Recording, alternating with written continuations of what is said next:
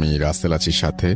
আর শুরু হয়ে গেল ভূত এফএম। আপনাদের সবাইকে স্বাগত জানাচ্ছি ভূত এফএমে আজকে, এবং যারা যেখানে আছেন আশা করছি যে আজকে যে স্টোরিগুলো আছে আমাদের কাছে সেগুলো শুনে আনন্দ পাবেন, ভালো লাগবে এবং এনজয় করবেন অনেক বেশি। আমাদের প্রথম অতিথির কাছে চলে যাব আমরা এবং তার কাছ থেকে একটা ঘটনা শুনে আসবো। আপনার নামটা প্লিজ একটু বলবেন, কোথা থেকে এসছেন সেটা বলবেন, তারপরে আপনার ঘটনায় যাব। জি। আসসালামু আলাইকুম রাসেল ভাই, আমার নাম মোহাম্মদ জামির হোসেন। আমার দেশের বাড়ি জেলা ব্রাহ্মণবাড়িয়া জেলা আশুগঞ্জ সদর থানা। আমি সৌদি আরব একটি কোম্পানি আপাতত কর্মরত আছি। আমি যখন সৌদি আরবে অতি ফার্স্টে আসি, তখন এয়ারপোর্টে আমার খুব কষ্ট হয়ে কোনো মতে যাই হোক অনেক কষ্ট সহ্য করে আমি আমার কোম্পানিতে পৌঁছাই। কোম্পানি পৌঁছানোর পরে কোম্পানি আমার এক সপ্তাহ পরে ডিউটি দিয়ে দিই স্টেডিয়ামে, ফুটবল স্টেডিয়ামে 3 মাস যাবতে কাজ করলাম। করার পরে হঠাৎ আমাকে ট্রান্সফার করা হয় যে হসপিটালে সৌদি আরব রিয়াদ আল কাসিম। কিন্তু হসপিটাল নামটা আমি শেয়ার করতেছি না, কারণ হসপিটালের উদাহরণটা আমি দিই। হসপিটাল হচ্ছে মরুভূমির মাঝখান দিয়ে, চারিদিকে কিছু আছে, কিছু ঘরবাড়ি আছে সৌদি এলাকায়, তো কিছু আছে মনে হয় সৌদি কয়েকটা ঘরবাড়ি আছে, আর তাছাড়া কয়েকটা পেট্রোল পাম্প আছে, আর কয়েকটা বাগাল আছে, এখানে মানে কয়েকটা দোকান আছে, সে দোকানগুলো আছে। আর এখান থেকে ধারে কাছে এমনি তেমন কিছু নাই। আর এখানে নিয়মিতই রোগী আসা যাওয়া করে। হসপিটালে বিশাল বড় এরিয়া, যে বাংলাদেশে ধরতে গেলে প্রায় 6-7 বিঘা জমির উপরে নির্ভর করে হসপিটালটা। তাহলে আমার কাজ ছিল প্লাম্বারের কাজ, মেকানিক্যালের কাজ, যেটা আমি কোনো জিনিস নষ্ট হয়ে গেলে আমি কাজ করতাম বা ঠিক করতাম, সেটা ছিল আমার কাজ। যাবতে 1 মাস আবার কাজ করলাম দিনে, কোনো সমস্যা নেই। হঠাৎ আমাকে নাইটে ট্রান্সফার করা হয়, যে নাইট শিফট ডিউটি দেওয়া হয়। আমিও নাইট শিফট ডিউটি করতে বাধ্য হই, কারণ কোম্পানি মোদির যখন তারা যখন অনুমতি দেয় তাহলে করতেই হবে কোম্পানিরও। যাই হোক, প্রথম দিন ডিউটি পরে আমার শনিবার সকাল 7টার থেকে, তখন ডিউটি শেষ করে গ্রুপ আসে, তখন সন্ধ্যা 7টায় যেতে হয়। তো নাইট শিফট ডিউটি যখন সকাল 7টায় রওনা দিলাম এখান থেকে, সকাল সন্ধ্যায় 7টায় বার আসলো। আর যাওয়ার পরে আবার বলতেছে তোমার নাইট শিফট ডিউটি, তুমি সন্ধ্যা 7টায় আসো। তারপর আবার সন্ধ্যায় 7টায় গেলাম। সন্ধ্যা 7টায় যাওয়ার পরে আমার সাথে একজন নার্সের দেখা হয়। নার্সের নাম ছিল মুস্কান, ওর দেশের বাড়ি পাকিস্তান, লাহোরে। তাই আমি যাওয়ার পরে মুস্কান আমার বলতেছে যে আপনার নাম? আমি বললাম জামির। সে আমাকে দেখো হিন্দিতে কিছু কথা বললো, আমি সেটা বাংলা বলতেছি। পরে বললাম আমার নাম জামির। আচ্ছা, আপনার দেখতে আমার এক ভাইয়ের মতন লাগে। আমি কেউ আচ্ছা। পরে আমার বলতেছে যে আমি আপনাকে কিছু বাধা দিই, আপনি কিছু নিয়মটি শুনে নাকি। পরে আমি একটু অবাক হয়ে গেলাম যে কি বাধা দিবেন। পরে বলতেছে যে জামির ভাই, তুমি তো আমার ভাইয়ের সমান, তুমি একবার আমার ছোট ভাইয়ের থেকে আরো ছোট। পরে বললাম হ্যাঁ আপু, তো বলতে পারো, আমি বোন বলি ডাকি। মুস্কান আপু আমাকে বলতেছে যে এখানে মসজিদ আছে, তুমি মসজিদের পাশ কখনো যাইবা না। আমি বলছি কেন? না, তুমি এখানে যাইবা না, হসপিটালের পিছনে যাইবা না। আর এখানে যে তোমাকে দায়িত্ব দিয়েছে প্লাম্বারে না, তুমি এখানে যে পানি ট্যাঙ্কি আছে, পানি ট্যাঙ্কির মোটর যে কন্ট্রোল আছে, মোটর বন্ধ হয়ে গেলে তুমি একা যাইবা না, তাহলে সাথে কাউরে না কাউরে নিয়ে যাইবা, একা কখনো যাইবা না। আর হসপিটালে আশেপাশে এখানে অনেক কিছু ঘটবো, বাস কিছু দেখো না, দেখার ভান করবা। তখন একটু অবাক হয়ে গেলাম যে আসলে কি বলতে চাই। কারণ আমরা জানি, কারণ সৌদি আরবে জিনপুরের একটি বেশি থাকে, কারণ সৌদি আরবে মরুভূমি এলাকা, পাহাড়ের সাইডে অনেক কিছু থাকে, সেটা আমরা সবাই জানি কম বেশ। তো কোনো সময় এরকম না, কারণ এটা তো মরুভূমি সাইডে পড়ছে, সাথে পাহাড়ও আছে, মানে এমন একটা জায়গায় পড়ছে তার কাছে বেশি ঘর বাড়িও নেই, অল্প কয়েকটা। তো এটা তখন ঘটনা 2019 সালে, প্রায় করোনার আসে এরকম সময়। তখন আমি ঠিক আছে, আমি বললাম ঠিক আছে আমি ওইখানে যাব না, সে কথা বলে চুপ হয়ে গেলাম। পর মনে মনে ঝটকা লাগলো যে কি মুস্কান আপু আমার কিসের জন্য বললো, নাকি আমাকে এমনি বই দেখালো। তখন একজন ছেলে ছিল, নাম হয়েছে ইমরান। আমি ইমরান ভাইকে জিজ্ঞাসা করলাম যে ইমরান ভাই এমন এমন ঘটনা ওরা স্বীকার করলো। ইমরান বলছে যে আমি যা শুনছো কথাটা মাইনে চললো, বাস এই কথা বললে একটা মুস্কা হাসি দিয়ে চলে গেছে। তা আমি একটু অবাক হলাম, আসলে ঘটনাটা কি, আমার পুরো বিস্তারিত জানতেই হইব। তো আমার শরীর একটু লড়ে ছড়ে বসলো, আমি চুপ মতে লড়ে ছড়ে বসে বললাম তারপরে আমি আবার তারপর দিন ডিউটি থেকে গেলাম, দেখলাম মুস্কান আপু দেখে ভালো করে জিজ্ঞাসা করতেছে আমার জন্য খানা নিয়ে আসছে। কারণ ছোট ভাই বলে ডাকতো, মানে ওর খুশির জন্য আমার জন্য বিরিয়ানি রান্না করে নিয়ে আসছিল। পরে খাইলাম, হয়তো কোনো বাংলাদেশি মেয়ের সাথে ছিল, হয়তো বাংলাদেশে বিরিয়ানি রান্না শিখাইছিল। খাওয়ার পরে মুস্কান আপুর সাথে আমি কথা বলতেছি, হঠাৎ খেয়াল করলাম একজন মহিলা একটা ছোট একটা বাচ্চা কোলে নিয়ে, মানে যে দিকটা মানে সে দেওয়া হয়েছিল যে হসপিটালে পিছন দিয়ে সে এরিয়াতে না যাওয়ার জন্য, দেখলাম ওই দিক দিয়ে হাইটে চলে যেতেছে। তো মুস্কান আপুর জিজ্ঞাসা করলাম, আপু এই মহিলাটাকে একটা বাচ্চা নিয়ে যেতেছে তো রাত্রেবেলা এখানে এখন যাওয়াটা দেখে তো বলে আপনি বলতে ঠিক না, কোথায় তুমি মহিলা দেখতেছো? আমি বলতে মেয়েদের দেখলাম আমি। না জামির ভাই, তোমার দোহাই দিয়ে বলি তুমি কখনো এদিকটা যাইবা না আর ওইদিক তাকাইবা না। তখন আমি বলতাম, কেন মুস্কান আপু ওইখানে তো অনেক লোকজন দেখতেছে যাইতেছে এদিন চলতে পারতেছে। না ভাই তুমি যাইবা না, তোমার আমি নিষেধ দিছি, তুমি কখনো যাইবা না। পরে বলতাম ছোট একটা মহিলা যাইতেছে বাচ্চা নিয়ে, সেটা এটা সমস্যা কোনো, এটা মহিলা না, এটা মহিলা না, তুমি যাইবা না। এই কথা বলার পর আমি চুপ হয়ে গেলাম। মুস্কান আপুর কথা শুনে আমি আর কিছু বললাম না। প্রায় 2 মিনিট পরে খেয়াল করলাম ছোট বাচ্চাটারে খালি এক মাটির ভিতরে মহিলাটা নিচে ফেলে দিল, ফেলে দিয়ে পালাদা বুকের ভিতরে লাগলো, আর বাচ্চাটা অনেক উমা চিল্লাইতেছে। তো আমার মনে খুব একটা কষ্ট জমাইতেছে যে বাচ্চাটা এত বেদনা একটা কান্না করতেছে, মায়া লাগারই কথা, ছোট একটা বাচ্চা। আমি সহ্য না করতে পারি, মুস্কান আমি গেলাম, আমি গিয়ে অবশ্যই বাচ্চাটা বাঁচাবো।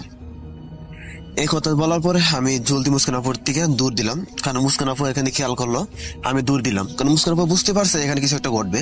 তাই জন্য মুস্কান আপু কিছু লোকজন নিয়ে এসে আমার পিছনে দৌড় দিল, কারণ ডাক দিল। মুস্কান আপু চিলিয়ে দেওয়ার পরে অনেক লোকজন বেড়ে গেল, মুস্কান আপু দূর দিল। আমি দূরে যাইতে যাইতে পাই আমার 1 মিনিট সময়তে লাগছেই ওইখানে গিয়ে পৌঁছলাম। আমি পৌঁছার পরে আমি মহিলার জিজ্ঞাসা করলাম আপনার সমস্যা কি, তখন সেটা আরবি কারণ তো আমি কত বাংলাতে বললাম, কোনো উত্তর পাই না।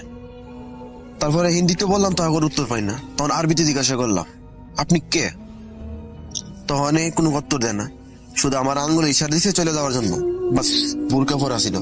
পরে আমি জিজ্ঞাসা করছি কে আপনি, আপনি আমার বলেন ছোট বাচ্চার কি অপরাধ, আপনি কিসের জন্য মারতেছেন? পরে কোনো উত্তর দেয় না।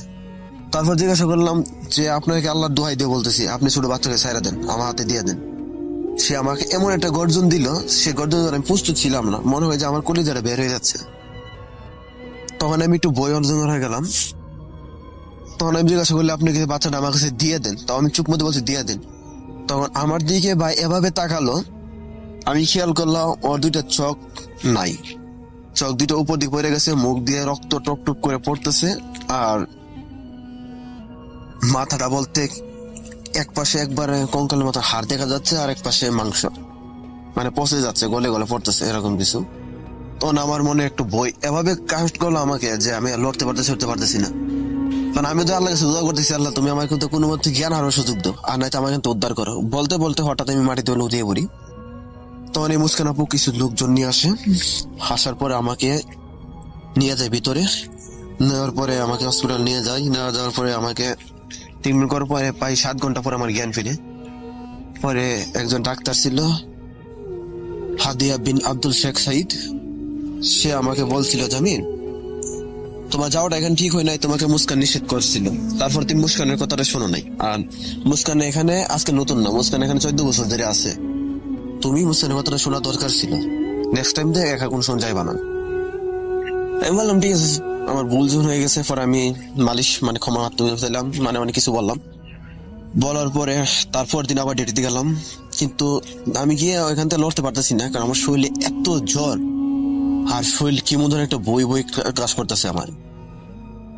তারপরে আমি 2 দিন হসপিটালে ভর্তি ছিলাম জ্বরে ক্লান্ত হয়ে। প্রায় 4 দিন পরে আমি আবার ডিউটিতে জয়েন করার পরে দিন আবার একটা দিন ছিল আপনার 2টা সিজারের হবে, কিন্তু কোন একটা সমস্যার কারণে সিজারটা বাধ্যতামূলক করতে হইতেছে। তখন মোটরে পানি দরকার, ইমার্জেন্সি মোটরে একটু সমস্যা দিতেছে, কন্ট্রোল রুমতে বারবার মোটর বন্ধ হয়ে যাচ্ছে, বারবার বন্ধ হয়ে যাচ্ছে। তো মুস্কান আপুরে বললাম যে আপু বারবার তো মোটর পানি বন্ধ হতেছে, আমার তো একা দায়িত্ব হবে খাজানের মেয়েদের, কারণ আমার সাথে তো আমি এখানে কেউ নাই, আর আমার কাছে তো এখন ইমরান ভাই, শফিক ভাই আর কেউ এখানে আপাতত নাই। পরে বলতেছে যে আমি ঠিক আছে তাহলে তোমার জন্য কেউ নাই, আমি চলো তুমি আর আমি যাই। আর আরেকজন চৌধুরী একজন ডাক্তার ছিল শেখ রাসেল, সে গেছিল আমাদের সাথে। যাওয়ার পরে এনএসএ নামলাম। আমি নামার পরে খেয়াল করলাম যে লাইটটা সবসময় 24 ঘন্টা জ্বলা থাকতেছে, আর একটা অন্ধকার। খাজানটা কেমন কেমন নিবো আলো ভাব। তখন আমি হাতে ফ্লাশ লাইট ধরে আমি আগে লাইটটা ওপেন করলাম। লাইটটা ওপেন করার পরে আমি কিছু খেয়াল করি নাই খাজানের ভিতরে, কারণ আমার কাছে আপাতত মোটরটা চালু করা। খাজান বলতে যে আপনি পানির ট্যাঙ্কি যেটা বলতে হয়, এদেশে আবার কারেন্টের লাইন টেন যা কিছু সব একটু মাটির তুলে করে বেশিরভাগ। যাই হোক, আমি আবার একটু মাটির তুলে ঢুকলাম আর কি, প্রায় 10-15 ফুট নিচে বা 15 ফুট নিচে সিঁড়িতে নামার পরে ওরা উপরে ছিল, মানে লোয়ার সিঁড়ি ছিল, তো নামতে লোয়ার সিঁড়ি তারা তো নামতে পারবো না।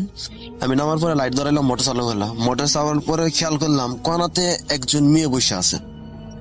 তখন আমার একটু ঝাটকা লাগলো যে এরকম যে এত রাত্রে, রাত বাজে 2টা, এখানে মেয়ে কিভাবে আসবো। তোর মনে আমার ওইখানে প্রশ্নটা জেগে গেছে। তো আমার সারকার মুস্কান বলে ডাকতেছি যে বনাওয়ার বাসা। এক কথা শোনার পরে শেখ রাসেল যিনি তাড়াতাড়ি মসজিদে ইমাম সাহেবকে ফোন দিয়ে, ইমাম সাহেব চলে আসে। 4 মিনিট সময় লাগে। 4 মিনিটের ভিতরে আমি এখানে অজ্ঞানে পড়ে যাই। আমি জিনিসটা খেয়াল করলাম যে মহিলাটা এভাবে আমার দিকে তাকাইছে, মাথার চুলগুলো এক এক নিজের থেকে নিজে টাইনে নিয়ে আসে, চুষা খাইতেছে। আমার বলতেছে আই। তখন আমি একটু এত বই পাই গেছি যে এখানে নিজের কন্ট্রোল করতে পারি নাই। তো এখানে আমি উল্টে পড়ে যাই। ইমাম সাহেব আসার পরে আমার পানি পরা দিয়ে সেরা এখান থেকে আর 4জন ডাক্তার আসে, ওরা নাকি উপরে আমার তুলে, কিন্তু ডাক্তারই তুলে, কিন্তু তখন কোনো লোক ছিল না। আর কারোর ফোন দিবার মতো ডাক্তার এমন কোনো পজিশন ছিল না। তারা উপরে তোলার পরে আমাকে আবার নিয়ে হসপিটালে ভর্তি করানো হয়। এখানে জ্ঞান ফিরে আমার প্রায় 3 ঘন্টা পরে জিজ্ঞাসা করে কি হয়েছে। পরে আমি গেলাম, পরে আমি যেদিকে তাকাই এদিকে খেয়াল করি যে মেয়েটা দাঁড়ায় আছে। তোর হুজুরে বললাম হুজুর এখানে। তখন হুজুর বুঝতে পারছে। পরে হুজুরে কোরআন শরীফের থেকে কিছু জিনের সূরা জিনের থেকে একটা আয়াত পরে আমাকে কিছু ফু দিল, আর আমাকে একটা দোয়া দিয়ে দিল। বলছে দোয়াটা তুমি সবসময় পাঠ করবা, দেখবার কোনো সমস্যা হইব না। দোয়াটা পাঠ করলাম, কিছু পরে নিলাম, আর কিছু দোয়া পরে হুজুর একটু পানি দিয়েছিল খাইবার জন্য, কিছু খাইলাম। আর হুজুরও ছিল পাকিস্তানের, হুজুরও আমাদের এই মাংস ছিল পাকিস্তানের। পানি খাইলাম, পানি খাওয়ার পরে সুস্থ নিজে খুব ভালো লাগতেছিল, কিন্তু জ্বরটা একটু আবার বেড়ে গেছিল। খুব কষ্ট করে সেদিন রাত্রে আমার পাশে যাই ডিউটি করতে করতে।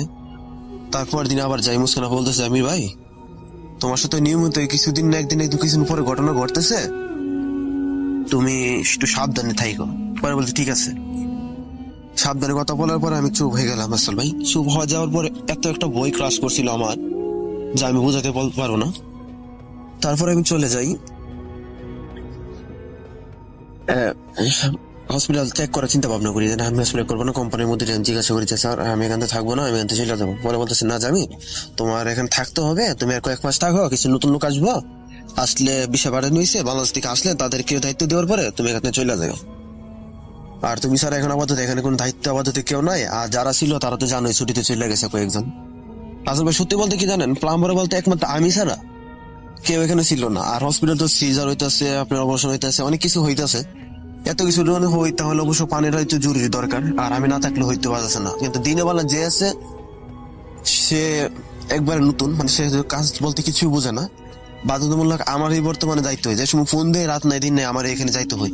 কিন্তু ডাক্তার আমি বলে দিছি যে আমি এত রাত দিন ডিউটি করতে একা তো পারবো না, কারণ আমি তো একজন মানুষ। কারণ আমার বলছিল যে সমস্যা নাই, রাত্রিবেলা আইসা ডিউটি করতে পারো, যখন পানি লাগবো তোমার ডাইকে দিব, তোমার এখানে রুম দেওয়া হয়েছে, তুমি রুমে দরকার হলে ঘুমাইবা, রাত্রে ঘুমাও দিনে ঘুমাও, সমস্যা নেই, দরকার লাগলে তোমাকে ডাক দিয়ে হইব বা সদব করে দিয়ে হইব। পরে আমি একটু বললাম তাহলে ঠিক আছে সমস্যা নেই, তাহলে আমি 24 ঘন্টা ডিউটি করতে হবে, সমস্যা নেই আমার। এই চিন্তা করে আসলে থাকতে লাগলাম, হসপিটালে থাকতে লাগলাম। থাকতে থাকতে হঠাৎ একদিন রাতে একটা শব্দ আসে, এত একটা গর্জন ভয়ঙ্কর, মানে ঘোড়ার পার শব্দ, এরকম কম কম কম একটা শব্দ হইতেছে। পর আমি বাইরে হলাম, আবার আমার পাশে আবার ওইখান দিয়ে একটু দূরে একটা মসজিদ ছিল। তখন আমার খেয়াল ছিল না, মুস্কান আপা নিষেধ করেছিল মসজিদ দিকে না যাওয়ার জন্য। আমি বাধ্যতামূলক কি কারণে যেন ওইখানে আবার চলে গেছিলাম মসজিদের দিকে। মসজিদ দিকে যাওয়ার পরে খেয়াল করলাম মানে এমন একটা নিঃশ্বাস ফালাইতেছে, মানে বিশাল বড় বড় নিঃশ্বাস, কেমন যেন একটা অপর থাকতেছে। হুজুর তো আমাকে দোয়াটা দিয়েছিলাম, দোয়াটা পড়তেছিলাম, এত শরীরে বেশি লাগতেছে না। তখন আমি হাইটে সামনে যাইতেছি, কিছু খেয়াল করি না। হঠাৎ পিছনে ঘুরে তাকাইতে আমার পিছনে একজন ঘোড়া দাঁড়ায় আছে, ঘোড়ার উপর একজন মানুষটা বইগুলো দাঁড়ায় নিছে, সে ঘোড়ার উপরে একটা ছুরি নিয়ে আসে, ঘোড়ার উপর বসে আছে, আর মাথায় একটা টুপি, পাগড়ি পরা টুপি পরে আছে। তখন রাসেল ভাই আমি খেয়াল করলাম যে রূপে মাথা টুপি পাগড়ি পরার পরে তারপর হাতে একটা ছুরি নিয়ে এসে এরা বসে আছে, আমাকে বলতেছে যে এখানে আমি কিসের জন্য আসছি। পরে আমি বলছি এখানে আমি আসছি এমনি, আমি একটু শব্দ শুনতে পারলাম তাই জন্য আসছি। কিন্তু ঘোড়াটা অপর পাশে ছিল, লোকটা আমার পিছন থেকে কথা বলতেছে, মানে ঘোড়াটা আমি ছিলাম ঘোড়ার পিছনে, ঘোড়া ছিল আমার সামনে। এরকম ভাবে আমি কিছু ঘোড়া দেখতে পারতেছি, ঘোড়ার পিছন দেখতে পারতেছি, কিন্তু সামনে দেখতে পারতেছি না। কিন্তু সেই লোকটা সামনে ছিল, কিন্তু আমার দিকে তাকায় না, পিছন দিকে রয়েছে। তারপরে হঠাৎ বলতেছে এখান থেকে চলে যাওয়ার জন্য। আমি বলছি ঠিক আছে চলে যাবো। আমি যখন ঘোড়ার সামনে দিয়ে যাবো খেয়াল করলাম ঘোড়ার মাথা নেই, আর রক্ত টপ টপ টপ টপ করে রক্ত পড়তেছে, আর এই রক্ত টপ টপ আর ঘোড়ার নিঃশ্বাসটা এমন হইতেছে। তখন আমি একভাবে একটা বই পাই, বই পাওয়ার পরে এত জোরে একটা চিল্লি দিয়ে এখানে জ্ঞান হারিয়ে ফেলি। কারণ রাসেল ভাই বুঝতে পারছেন মাথার এমনি ঘোড়ার মাথা নেই, তারপরে রক্ত পড়তেছে, আর ঘোড়ার একটা নিঃশ্বাস আর হুম হুম করে একটা শব্দ হইতেছে। এত ভয়ঙ্কর রাসেল ভাই, আমি আর কন্ট্রোল করতে পারি না নিজেকে। তখন আবার পরে যাই, পরে যাওয়ার পর চিল্লে যাওয়ার পর ইমাম সাহেব ছিল মসজিদের পাশে, আবার ইমাম সাহেব ধীরে আসে। ইমাম সাহেব আসার পরে আমাকে দলে ইমাম সাহেবের নাম ছিল আলী, তিনি আমাকে দোয়াটা পরে তারপরে কিছু কিছু পরে পরে হুজুর চলে যায়। যাওয়ার পরে জিজ্ঞাসা করতেছে কি হয়েছে। পরে আমি বললাম যে এমন এমন সমস্যা। তোমাকে নিষেধ দেওয়ার পরে তুমি কেন এখানে আসো? হুজুর এরকম সমস্যা, ভাবছি আপনার কোনো শরীর খারাপ হইব, আর এরকম শব্দটা শোনার পরে আমি দূরে বাইরে আসলাম, কারণ ভাবলাম হয়তো আপনার কোনো সমস্যা, তাই জন্য আসছিলাম। পরে ইমাম সাহেব বলছে না, এরকম কোনো সমস্যা হইলে কোনো সময় বাইরে হইবা না, আর এখন কোনদিন বাইরে হইবা না, দরকার আমার ফোন দিবা।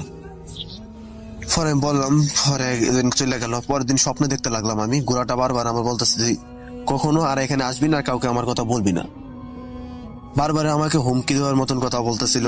আমি খুব ভয় পাইতেছিলাম, হুমকি একদিন দুই দিন তিন দিন 4 দিনে কন্ট্রোল করতে পারি না। পরে আমি পাগলের মতন হয়ে যাওয়ার অবস্থা, মাথা মতো আমার ঠিক নাই। আমি যেদিকে তাকাই এদিকে শুধু ঘোড়াটা দেখতে পারতেছি, যেদিকে তাকাই এদিকে। আর স্বপ্নে আমাকে বারবার নিষেধ দেওয়া হইতেছে যে আমি আর কারণ শেয়ার না করতাম। পরে ইমাম সাহেব বলতেছে কি সমস্যা, আমি বলতে পারি নাই। পরে ইমাম সাহেব আমাকে একটা গুন্টির ভিতরে বসাই, বসানোর পরে আর ইমাম সাহেব কিছু দোয়া টোয়া পড়ার পরে তার কিছু জিনের সাথে কথা বলে, আমার বেশি নিয়ে কথা বলার পরে জিন বলতেছে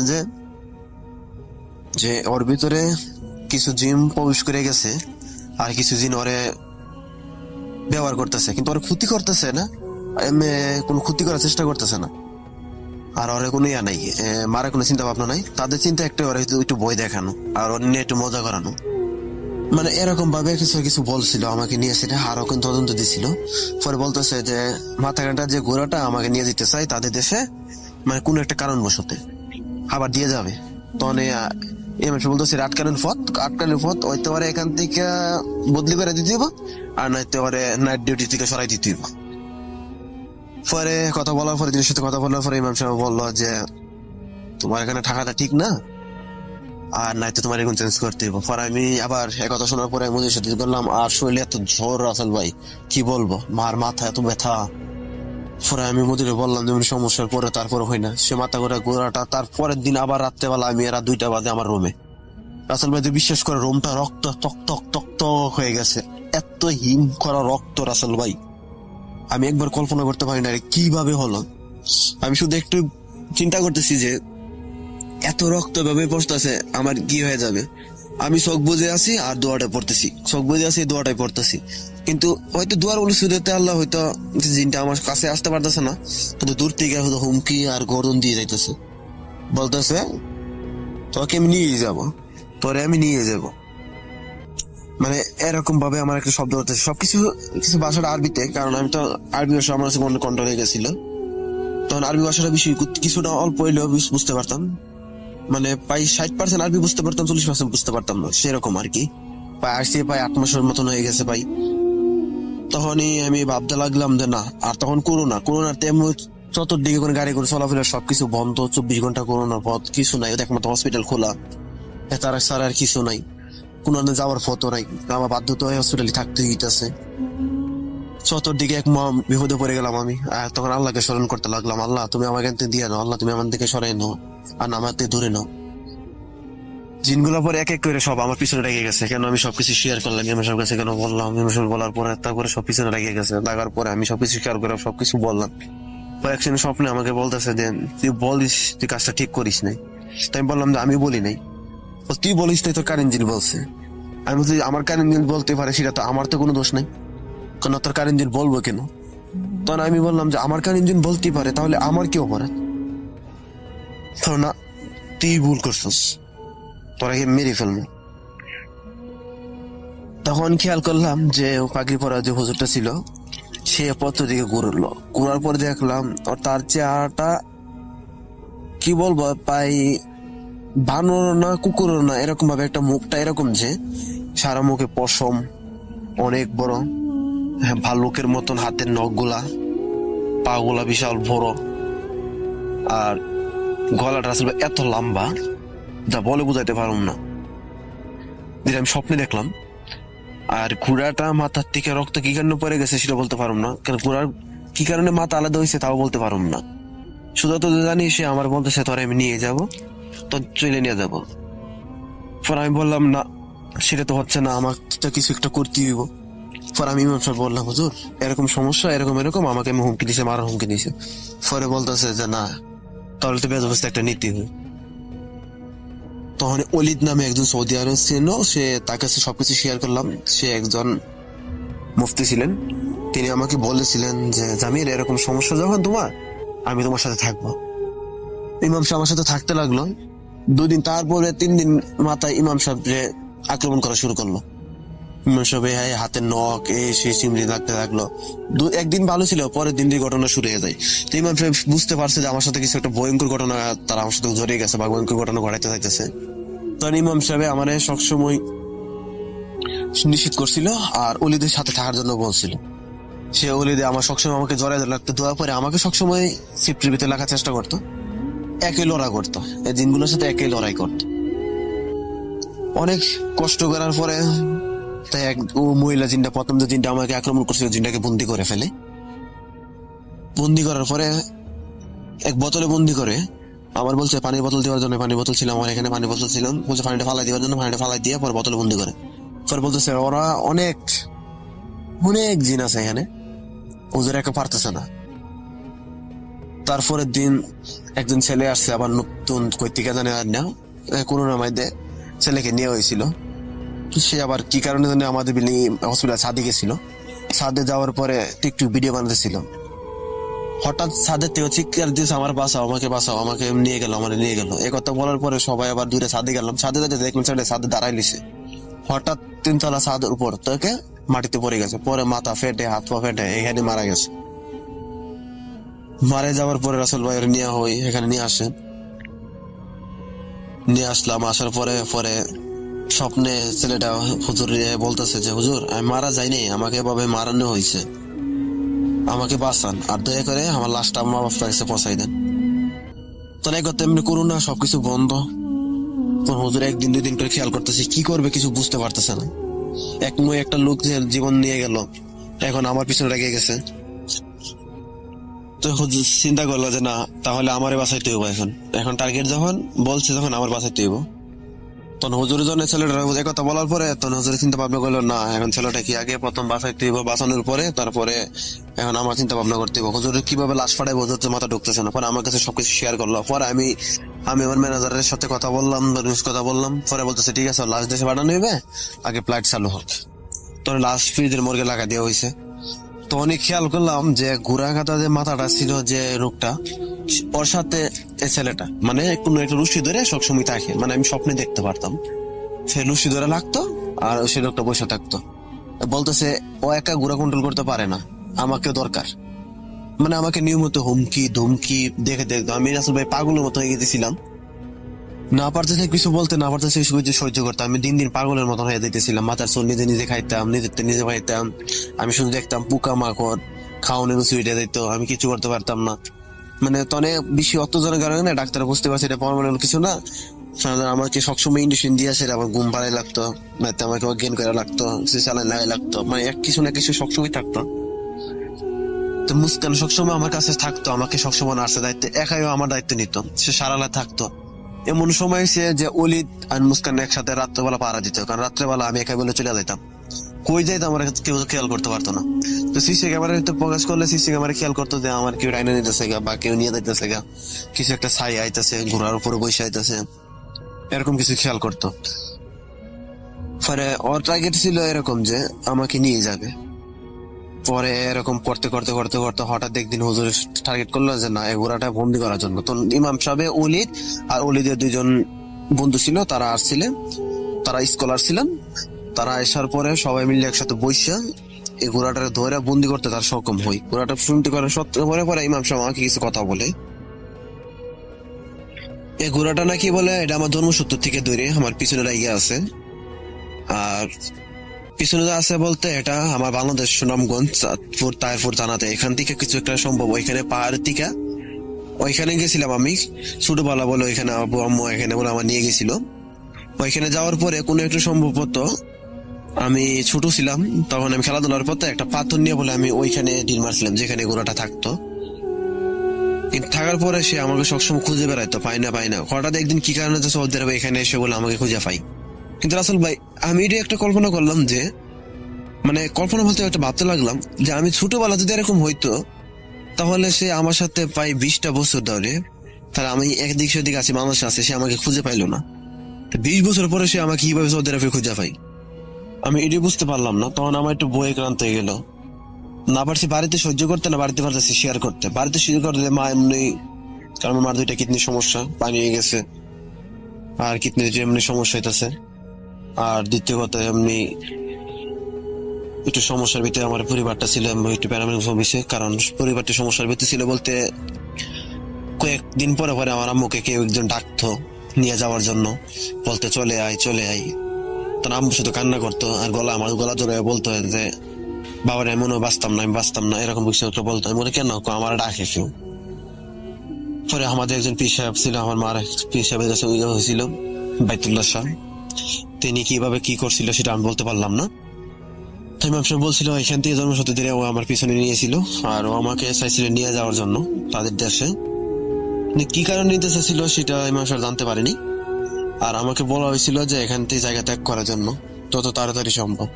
আমিও চেষ্টা করছি এখান থেকে জায়গা ত্যাগ করার জন্য যত তাড়াতাড়ি সম্ভব সৌদি আরব চাইছিলাম, সৌদি আরব থেকে চলে যাবো। আমি যাইতে পারি রাসেল ভাই, করোনার জন্য আটকে গেছিলাম। তখনই ভুলবশত একটা ফ্লাইট চালু হয়ে যায়।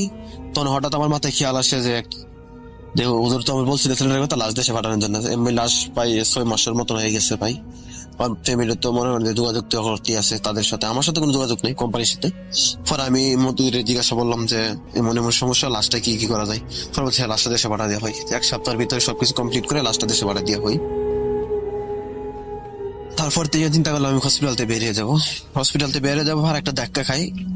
একজন লোক অনেক লম্বা, এত লম্বা, তার শরীরে তো সুগান ছড়াইতেছে। আমার বলছে আজ থেকে তুমি অনেক মুক্ত, তুমি নিশ্চিন্তে থাকো, কোনো সমস্যা নেই।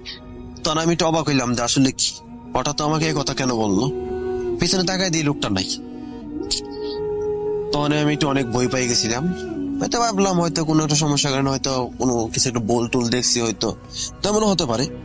সে বইটা মনে ভিতরে আক্রান্ত হয়ে গেছিল। তো রাসেল ভাই আজও আমি একা ঘুমাইতে পারি না, কারণ ঘুমাইতে গেলে রাসেল ভাই আমি ঘুমাই থাকলে আমি যে রুমে ঘুমাই এ রুমে নিয়মিতই মোমবাতি, আগরবাতি, কিছু হার, কিছু সবসময় আমার রুমের ভিতরে মাঝখানে পরে থাকে। যেখানে আমি খাওয়া দাওয়া করি এখানে রুমে মাঝখানে বসে খাওয়া দাওয়া করতাম, সেইখানে পরে থাকতো প্রত্যেকদিন। এখনো নিয়মিত, এখনো প্রায় সময় ঘটে, কিন্তু আবার আপাতত মাসানিক ধরে ঘটনা একটু কিছুটা কম হইতেছে, কিন্তু নিয়মিত এগুলো ঘটতেই আছে।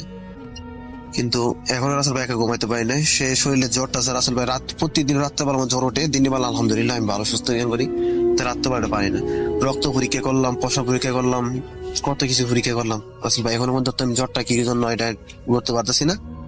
আর এখানে রাসেল ভাই একটা কথা বলি, এখানে কোনো সৌদি আরবে তাবিজ তবিজ বা এরকম কিছু চলে না। বাংলাদেশে যায় তাবিজ তবিজ দিয়ে বন্ধু, এখানে শুধু একমাত্র কিছু দোয়ার উপর নির্ভর আর কিছু পানি পরে কিছু দিয়েই এখানের উপর নির্ভর করা চলে।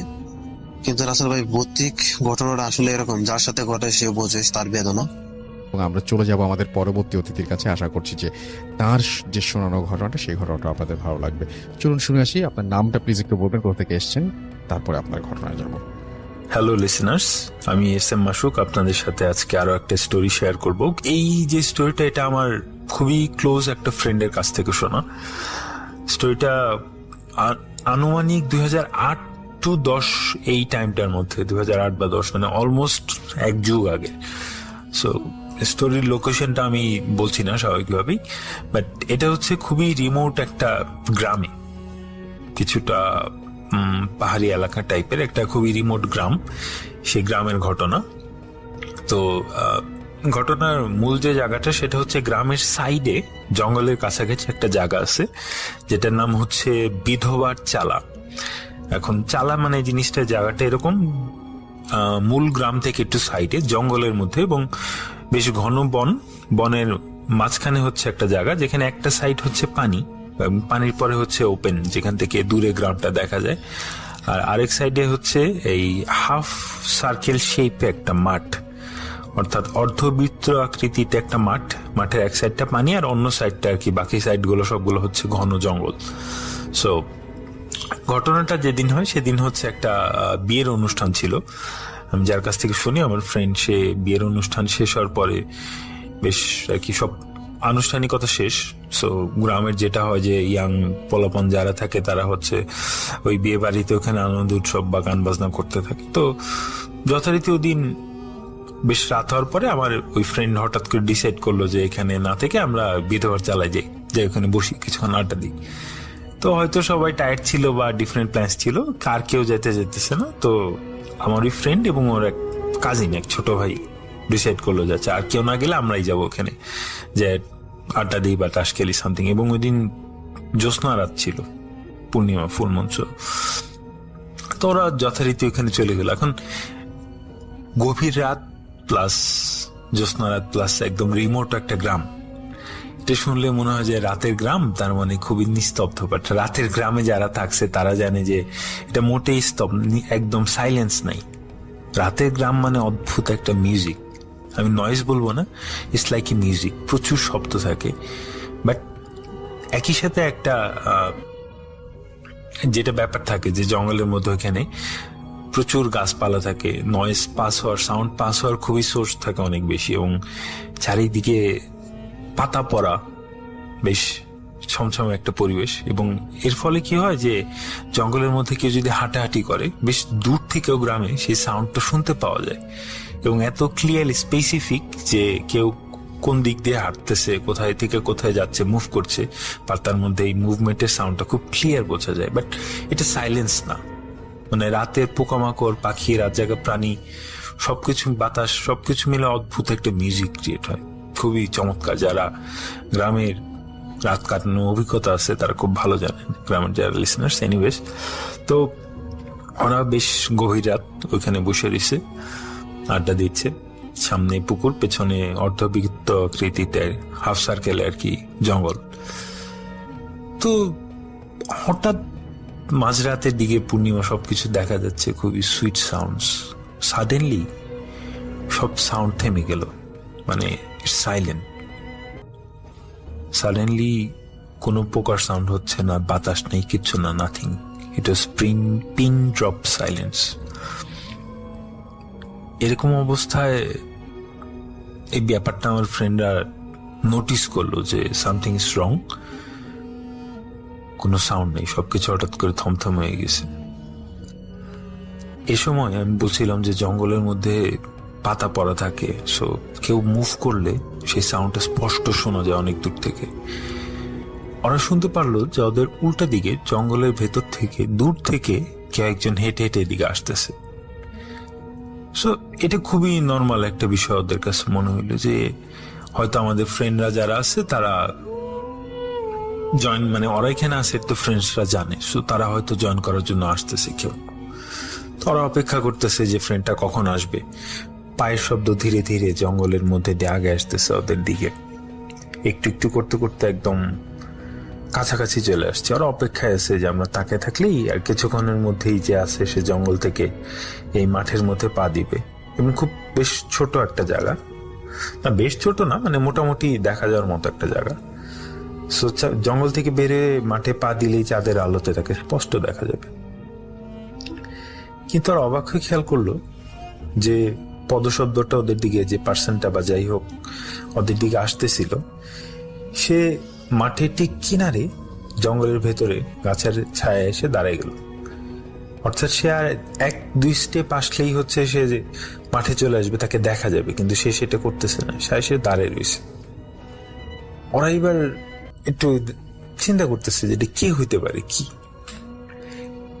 কয়েক সেকেন্ড পরে ফুটস্টেপটা, যেহেতু আমি বলতেছিলাম যে মাঠটা হচ্ছে হাফ সার্কেল শেপের, ওদের সরাসরি সামনে চলে আনা ইসা ডান দিকে হাঁটতে হাঁটতে হাঁটতে হাঁটতে ওদের একদম ডান কর্নারে পানির কিনারে ওইখানে চলে গেল। ওরা ফুটস্টেপ ফলো করে শুনতেছে, বুঝতেছে যে এই শব্দটা কই থেকে কই যেতেছে, বাট এখনো দেখতেছে না। সে যথারীতি সামনের মতো একদম কর্নারে এসে দাঁড়াইছে। আরেকটু আগালি পুকুরে কিনারে গেলে তাকে দেখা যাওয়ার কথা, কিন্তু সেটা করতেছে না। আবার ফুটস্টেপটা মুভ করা শুরু করলো, করতে করতে করতে করতে আবার ওদের একদম লেফট কর্নার পর্যন্ত আসলো। এইবার ওরা একটু ভয় পাইতেছে যে এটা কি, মানে ফার্স্ট ওদের থটটা ছিল যে হয়তো বন্ধুরা কেউ মজা করতেছে, এখন ওদের কাছে মনে হচ্ছে এটা কি ডাকাত বা এরকম কেউ কিছু হবে। বাট ওরা এই লজিকটা বের করতে পারতেছে না, বিকজ এই মুহূর্তে এরকম হওয়ার কথা না গ্রামের মধ্যে এই জায়গায়, এবং ওদের কাছে এরকম কোন ভ্যালুয়েবল জিনিসও নাই যার জন্য ডাকাত আসবে। এই ফুটস্টেপটা এরকম 2-3 ওদের ঘিরে, মানে হাফ সার্কেলে ঘুরতেছে ওদের চারপাশ দিয়ে, এবং ওদের পেছনে তখন পুকুরের পরে বিস্তীর্ণ ক্ষেত, দূরে গ্রাম, পেছনে কেউ নেই, চাঁদের আলোতে স্পষ্ট পুকুর এবং লম্বা পুকুর, এবং সামনে অর্ধ চন্দ্রাকৃতি বা হাফ সার্কেল শেপে হচ্ছে জঙ্গল। এই ফুটস্টেপটা এই হাফ সার্কেলে কর্নারে ঘুরতে ঘুরতে ঘুরতে ঘুরতে একসময় ওদের সামনে আইসা আবার দাঁড়াইছে। সামনে বলতে মাঠে আসেনি, ওদের ঠিক ফেস বরাবর জঙ্গলের ভেতরে দাঁড়াইছে, যে আর এক স্টেপ আসলেই দেখা যাবে। তো এইবার ওরা এই টেনশনে থাকতে না পেরে ওরা উঠে দাঁড়াইছে এবং একটু একটু করে হাঁটা শুরু করছে যে দেখি এটা কে। তো ফুটস্টেপটা ওদের সামনে ঠিক জঙ্গলের মধ্যে মুভ করতেছে, দাঁড়ায় নিয়ে একটু সাউন্ড দিয়ে যে আমি এখানে, অ্যাজ ইফ যে সে চ্যালেঞ্জ করতেছে যে আমি এখানেই আসি, জাস্ট মাঠ পার হয়ে জঙ্গলে ঢুকলেই আসি, চলে আসো আসো। এবং ওরাও ধীরে ধীরে আগে যেতেছে, ডাকতেছে কে কে, কোনো সাউন্ড নাই, জবাব নাই। হঠাৎ করে ওদের পেছন থেকে, অর্থাৎ পুকুর যেদিকে, ওদিক থেকে একটা ঢিল বা কিছু একটা উড়ে এসে অ্যাজ ইফ কেউ একটা পাথর বা ডাল কিছু একটা থ্রো করলো, যেটা ওদের দুজনের মাথার উপর দিয়ে ওদের ঠিক সামনে জঙ্গলে যেখানে লোকটা থাকার কথা ওইখানে যায় পড়লো। যেখানে 1 সেকেন্ড আগে ফুটস্টেপ ছিল ওইখানে একটা ভারী কিছু এসে পড়লো, এবং সেটা পড়লো ওদের পেছন থেকে, যেখানে মাঠ এবং একটা বিশাল পুকুর, পুকুরের পরে বিশাল ধান ক্ষেত বিস্তীর্ণ, যেখানে দূর দূরান্তে কেউ ছিল না, ঘুরে আসা সম্ভব না, বা অত দূর থেকে থ্রো করে মাঠের অপোজিটে জঙ্গল পর্যন্ত পাঠানো সম্ভব না সাডেনলি। এবং এই জিনিসটা হঠাৎ এত আচমকা হইলো বিকজ ওদের সামনে একটা কিছু টেনে ভয় ছিল, বাট এইভাবে পেছন থেকে কিছু একটা আসতেছে এটা ওরা আশাও করেনি। ওরা কিছুক্ষণের জন্য ফ্রিজ হয়ে গেল। ফ্রিজ হওয়ার পরে সাডেনলি ওরা রিয়েলাইজ করলো যে ঘটনাটা কি, এখানে কোনোভাবেই পসিবল না কেউ থাকা, এবং ওরা একা নাই, আশেপাশে কিছু একটা আসছে যেটা মানুষ না, বিকজ মানুষের পক্ষে এরকম একটা ভারী কিছু একটা এত দূর থেকে ঢেলে আনা পসিবল না। এটা রিয়েলাইজ হওয়ার সাথে সাথে ওরা ওরা এখান থেকে দৌড়ে জঙ্গলের ভেতর দিয়ে বেরিয়ে নিয়ে ঘুরে ওদের বাড়ির দিকে যাওয়া শুরু করলো। অ্যান্ড আমার ফ্রেন্ডের অ্যাকচুয়ালি ওই মোমেন্টে কি হয়েছে এটা খেয়ালও নাই, ও দৌড় দিছেও জানে যে বাড়িতে আসছে। ওর যে কাজিন ছিল সে বলছে যে যখন আসতেছে ওর কাছে মনে হয়েছে যে পেছনে কোনো একটা হাসির শব্দ শুনতে পাইছে বা এরকম কোনো সাউন্ড। অ্যান্ড পরের দিন ওরা ওদের ফ্রেন্ডদের সাথে দেখা করে এবং ঘটনাটা শেয়ার করে, এবং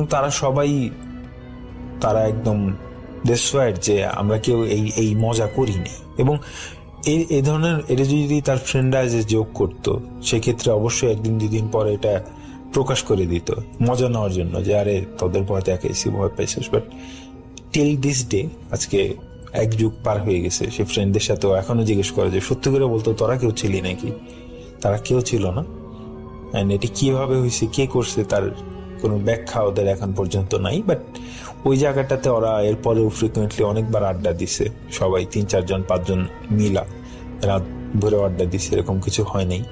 বা সেদিন রাত্রে কেন হয়েছিল, কি ছিল, তার উদ্দেশ্য কি ছিল, ওদের ক্ষতি করা না ওদের ভয় দেখানো না ওখান থেকে সরাই দেওয়া, এর কোনো ব্যাখ্যা আজ অবধি ওরা কেউ পায়নি।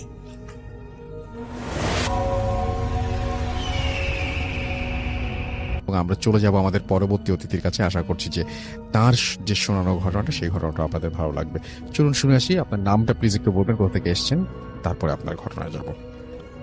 ধন্যবাদ রাসেল ভাই, আমাকে ঘটনা বলার সুযোগ দেওয়ার জন্য আপনাকে ধন্যবাদ। রাসেল ভাই, ফেনী জেলা শহর থেকে একটু ভিতরে গেলে, বিশেষ করে এই যে সোনাগাজী বা নভুঞ্জা দিকে রাস্তাগুলো যে আছে, রাতের বেলায় একদম অন্যরকম হয়ে যায়। মাইলের পর মাইল ফাঁকা জায়গা, আর রাস্তার ঠিক পাশে অনেক পুরনো সব পারিবারিক কবরস্থান। তো রাসেল ভাই, আমি রিপন, আমি বলতেছি আদিতমণি লালমিহাট থেকে। আর ঘটনাটা আমাকে যিনি শেয়ার করেছেন তার নাম হচ্ছে শাহেদ। তো আজকের এই ঘটনাটা যেটা আমি শেয়ার করব, এটা আমার এক পরিচিত বড় ভাই, তার নাম হচ্ছে শাহেদ। ওনার সাথে এই ঘটনাটা ওনার সাথে নিজের সাথে ঘটে। তো এই ঘটনাটা আমি যখন শাহেদ ভাইয়ের মুখ থেকে শুনি, তখন আমার নিজেরই 2 দিন রাতে একা বাইরে যেতে ভয় লেগেছিল, এতটাই ভয়ানক ঘটনা। তো ঘটনাটা ছিল প্রায় 3 বছর 3 আগের ঘটনা। 2025 থেকে শুরু করে এটা হচ্ছে 2022 সালের ঘটনা আর কি। তো শাহিদ ভাই ফেনী সদর থেকে একটা কাজ শেষ করে ওনার গ্রামের বাড়ি ফিরতেছিলেন মোটরসাইকেলে। তো রাত প্রায় তখন 12:30 বাজে। তো ফেনীর ওই দিকে রাস্তাগুলোতে ল্যাম্প পোস্ট খুব একটা নেই, যা ভরসা ওনার বাইকের হেডলাইটটাই। শুধুমাত্র হেডলাইটের আলো দিয়ে রাস্তা দিয়ে চলতে হয়, কোনো ধরনের ল্যাম্প পোস্ট নেই। তো শাহিদ ভাই যখন একটা পুরো বাজারের মোড় পার হলেন, দেখলেন যে সামনে একটা বিশাল বাগান, আর তার ঠিক পাশেই গ্রামের পুরনো কবরস্থানটা। স্থানীয়রা জায়গাটাকে খুব একটা সুবিধার মনে করে না, কারণ ওখানে অনেক বড় বড় সব গাছপালা আর কবরগুলো একদম রাস্তার সাথে লাগানো। ঠিক যখন তিনি কবরস্থানে অতিক্রম করতেছিলেন, হঠাৎ ওনার বাইকের ইঞ্জিনটা একটা অদ্ভুত শব্দ হয়ে বন্ধ হয়ে গেল। মাঝ রাস্তার বাইক বন্ধ হওয়া তো অস্বাভাবিক কিছু না, কিন্তু শাহিদ ভাই খেয়াল করলেন যে চারপাশে হঠাৎ করে যেন খুব ভারী হয়ে এসেছে। একদম পিনপতন নীরবতা, কোনো ধরনের মনে হয় শব্দ নেই, একদম সব মানে একদম নিশ্চুপ। এমনকি রাতের বেলা তো সবসময় দিক দিয়ে গেলে ঝিঝি পোকার ডাক শোনা যেত, কিন্তু আজকে যেন ঝিঝি পোকার ডাকও শোনা যাচ্ছে না। তিনি বারবার সেই বাইকের কিক বারের মধ্যে সবসময় মানে বারবার কিক মারতেছেন, কিন্তু স্টার্টই হচ্ছে না। তো হঠাৎ ওনার মনে হলো যে কবরস্থানের ভিতর থেকে কে একজন ওনাকে ডাকতেছে, খুব নিচু স্বরে, অনেকটা ফিসফিস করে বলতেছে, একটু এদিকে আসবা বাবা, একটু সাহায্য করো। এভাবে একটু খুবই ক্ষীণ স্বরে, নিচু স্বরে কেউ একজন ডাকতেছিল। তো শাহিদ ভাই তার হাতে থাকা টর্চ একটা ছিল, তার কাছে টর্চ, যেহেতু রাতে চলাফেরা করেন তিনি, তার কাছে টর্চ থাকে, তো তিনি টর্চটা সেই কবরস্থানের দিকে তাক করলেন এবং দেখলেন যে কবরের শাড়ির মাঝখানে একটা সাদা কাপড় পরা একটা অবয়ব দাঁড়িয়ে আছে। লোকটা দেখতে বয়স্ক, খুব কুঁজো হয়ে দাঁড়িয়ে আছেন। শাহেদ ভাই ভাবলেন হয়তো গ্রামের কোনো বৃদ্ধ পথ হারিয়ে ফেলেছে, তো এই জন্য হয়তোবা তিনি কবরের মধ্যে না জানা সত্ত্বেও ঢুকে পড়েছেন। তো রাসেল ভাই, শাহেদ ভাই যখন লোকটার দিকে এগিয়ে যাচ্ছেন, লোকটা যেন তত দূরে সরে যাচ্ছে। যেহেতু শাহেদ ভাই ভাবলেন যে হয়তো লোকটা বিপদে পড়েছে, সাহায্য করা দরকার, তো এই জন্য শাহেদ ভাই যত লোকটা দিকে এগিয়ে যাচ্ছেন, লোকটা তত দূরে সরে যাচ্ছে। একটা পর্যায়ে লোকটা একটা নতুন খোঁড়া কবরের সামনে গিয়ে স্থির হয়ে দাঁড়ালেন। শাহেদ ভাই কাছে গিয়ে বললেন, চাচা, আপনি মাঝরাতে এখানে কি করতেছেন, বাড়ি যাবেন না? লোকটা কোনো কথা বললো না, শুধু হাত তুলে ওই নতুন কবরের ভিতরটা দেখালো। শাহেদ ভাই কৌতূহলবশত টর্চের আলোটা কবরের ভিতরে ফেললেন। দেখলেন যে কবরের তলায় একটা পুরনো ঘড়ি পড়ে আছে। উনি যখন হাত বাড়িয়ে ঘড়িটা তুলতে যাবেন, হঠাৎ ওনার মনে পড়লো এই ঘড়িটা তো বহু বছর আগে হুবহু ওনার মরহুম দাদার ঘড়ির মতো। শাহেদ ভাইয়ের যে মরহুম দাদা ছিলেন, তার একটা ঘড়ি ছিল, আর দাদাকে সবসময় যদি দেখতেন, তার সাথে একটা ঘড়ি ছিল যেটা খুবই পরিচিত। তো এই ঘড়িটা তার, যেটা ওনাকে দাফন করার সময় ওনার সাথেই ছিল। যেহেতু তার অনেক শখের একটা ঘড়ি ছিল তার এই শাহেদ ভাইয়ের দাদার, তো দেখা যায় যে সবাই এটা যুক্তি দিয়ে আর কি ইয়া হয়েছিল যে আচ্ছা ঠিক আছে, ঘড়িটা যেহেতু উনি সবসময় পড়তেন, ওটা ওনার অনেক প্রিয় ছিল, ঘড়িটা ওনার সাথে দেয়া যাক।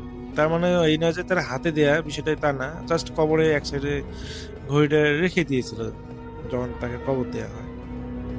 আমি রাসেল ভাই দুঃখিত, এটা আসলে একটা মানে অনেকের কাছে এটা বিশ্বাসযোগ্য না হতে পারে যে ঘড়ি সাথে দিচ্ছে, এটা কেমন কথা। আসলে ওই শাহিদ ভাই জানিয়েছে যে উনি নাকি সবসময় ঘড়ি পড়তে থাকতেন, ঘুমানোর সময় কন, খাওয়ার সময় কন, কোথাও গেলে সবসময় ওনার একটা ঘড়ি ছিল, ওই ঘড়িটা সবসময় পড়তেন। তো যাই হোক, ওই ঘড়িটা কি উনি মারা যাওয়ার পর ওনার সাথে দেওয়া হয়েছিল, হয়তো বা উনি রিকোয়েস্ট করে গিয়েছিলেন, যার কারণে দেওয়া হয়েছিল। তো শাহিদ ভাই যখন তো ওই লোকটার কথা শুনে ঘড়িটা তুলতে যাবেন, তো দেখেন যে এই ঘড়িটা সেই ঘড়িটা। তো তিনি এটা দেখে তো চমকে উঠে তিনি পিছনে তাকালেন এবং লোকটাকে জিজ্ঞেস করার জন্য যে মানে এটা ঘড়ি কার। তো যখনই তিনি হলো লোকটাকে জিজ্ঞেস করার জন্য পিছনে তাকালেন, কিন্তু রাসেল ভাই অবিশ্বাস হলো সত্যি এটা যে সেখানে কেউ নেই। সেকেন্ডের মধ্যে যেন লোকটা মানে ভোজবাজির মতো উধাও হয়ে গেছে। ঠিক তখনই শাহিদ ভাই খেয়াল করলেন কবরের তলা থেকে ঘড়িটার টিকটিক শব্দ শোনা যাচ্ছে, কিন্তু ওনার হাত ওই কবরের তলার দিকে টেনে ধরছে কি যেন। মাটির ভিতর থেকে একটা পচা 5টা ফ্যাকাশে হাতের আঙ্গুল বের হয়ে ওনার কবজিটা যেন শক্ত করে ধরে ফেললো। হাতটা এত ঠান্ডা ছিল যে শাহিদ ভাই মনে করলো যে ওনার রক্ত যেন জমাট হয়ে যাচ্ছে। তো শাহিদ ভাই মানে আকস্মিকভাবে যখন ওনার হাত টেনে ধরলেন, উনি এতটা ভয় পেলেন যে উনি কি করবেন, সেন্সলেস হবেন কিনা, মানে না দৌড় দিবেন, মানে কোনো কিছুই তিনি কুল কিনারা পারতেছিলেন না। তো তিনি প্রাণ বাঁচানোর জন্য হাতটা ছাড়িয়ে দিলেন এক দৌড় বাইকের কাছে। এবার অলৌকিকভাবে বাইকটাকে তিনি চেষ্টা করলেন যে একবার চেষ্টা করা যাক, এবং এক কিকে দেখা যায় যে সেই বাইকটা স্টার্ট হয়ে গেল। অথচ কিছুক্ষণ আগে সেই বাইকটাতে কতবার যে তিনি কিক দিছেন, পা দিয়ে যে কিক দিয়ে দেয় যে ওইভাবে কিক দিছিলেন, কিন্তু কোনোভাবেই গাড়িটা স্টার্ট নেয়নি। অথচ এখন একবারে যখন তিনি যে একটা গাড়িতে একবার কিক দেন, সঙ্গে সঙ্গে গাড়িটা স্টার্ট নেয়। তো তিনি যখন বাইক চালিয়ে সামনের দিকে এগোচ্ছেন, হঠাৎ তার কাছে লুকিং গ্লাসে তিনি একবার নজর দিল, যে দেখলো যে পিছনে কিছু দেখা যায় কিনা। শাহিদ ভাই যেটা দেখলেন, পিছনে সেই কুজো লোকটা একদম রাস্তার মাঝখানে দাঁড়িয়ে ওনার দিকে তাকিয়ে অট্টহাসি হাসতেছে, আর লোকটার চোখ দুটো দিয়ে টকটক করে লাল একটা আলো বের হচ্ছে। তো এটা দেখে তো শাহিদ ভাই এতটাই ভয় পেয়ে যান, মানে সেটা খুবই বলার বাইরে। তো শাহিদ ভাই কোনো মতে সেদিন বাড়ি আসলেন এবং পরের দিন ওনার প্রচন্ড জ্বর এলো। আর সবচেয়ে অদ্ভুত ঘটনা কি জানেন আসল ভাই, ওনার যে হাতটা ওই কবরের ভেতর কেউ ধরেছিল, সেই হাতের কবজি দিয়ে একদম পোড়া দাগের মতো 5টা আঙ্গুল ছাপ পড়েছিল। সেই দাগটা নাকি এখনো আছে ওনার হাতে। তো ফেনীর ওই নির্দিষ্ট কবরস্থান দিয়ে আজও নাকি গ্রামের মানুষ আসলে একা যেতে বা চলাফেরা করতে খুবই ভয় পায়। শাহিদ ভাই এটা জানিয়েছেন। তো রাসেল ভাই, বিজ্ঞানের এই যুগে আসলে বসে হয়তো আমরা এগুলো এড়িয়ে যাই, কিন্তু শাহিদ ভাইয়ের এই কবজির দাগ আজও আমাদের মনে করিয়ে দেয় যে অন্ধকারের বাসিন্দা যারা, তারা আমাদের মাঝে, আমাদের আর কি পৃথিবীতে উকি দেয় মাঝে মাঝে। যাই হোক, তো রাসেল ভাই ফেনীর ঘটনাটা জানি না কেমন লাগলো। তো এই ছিল আমার ঘটনা। আসসালামু আলাইকুম। এই মুহূর্তে আমার সঙ্গে আছেন আপনাদের অত্যন্ত পছন্দের একজন মানুষ, যিনি হচ্ছেন আফনান ভাই। তাকে আমি বলেছিলাম এবং তিনি একটা ঘটনা পাঠিয়েও দিয়েছেন। তার সেই ঘটনাটি আমি এখন আপনাদের জন্য প্লে করছি। আশা করছি আপনাদের সবার ভালো লাগবে। চলুন শুনে আসি আফনান ভাইয়ের ঘটনাটি। প্রিয় লিসেনার্স, আসসালামু আলাইকুম। আমি আফনান, আশা করি সবাই ভালো আছেন, সুস্থ আছেন। প্রিয় লিসেনার্স, এবারের ঘটনাটি কিন্তু বেশ অন্যরকম। ওনার নাম ফাইজান রহমান।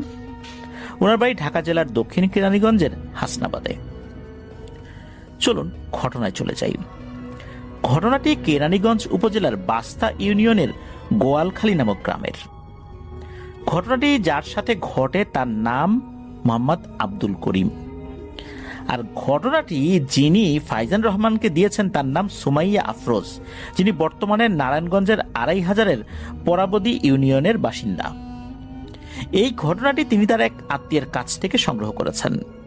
ঘটনাটি 1981 কিংবা 82 বা 83 এরকম সালের মধ্যে ঘটেছে বলে অনুমান করা হয়। গোয়ালখালী গ্রামের একজন ইমাম সাহেব, যার নাম মোহাম্মদ আব্দুল করিম, ছিলেন নিজের এলাকায় অত্যন্ত প্রভাবশালী এবং শ্রদ্ধাভাজন একজন ব্যক্তি। তিনি শুধু মসজিদের ইমামই ছিলেন না, জিন ভূত সম্পর্কিত চিকিৎসার জন্য তিনি সকলের কাছেই বেশ পরিচিত ছিলেন। এলাকায় কারো এই ধরনের প্যারানরমাল সমস্যা হলেই তাকেই ডাকা হতো। তার 2 ছেলে এবং 1 মেয়ে ছিল।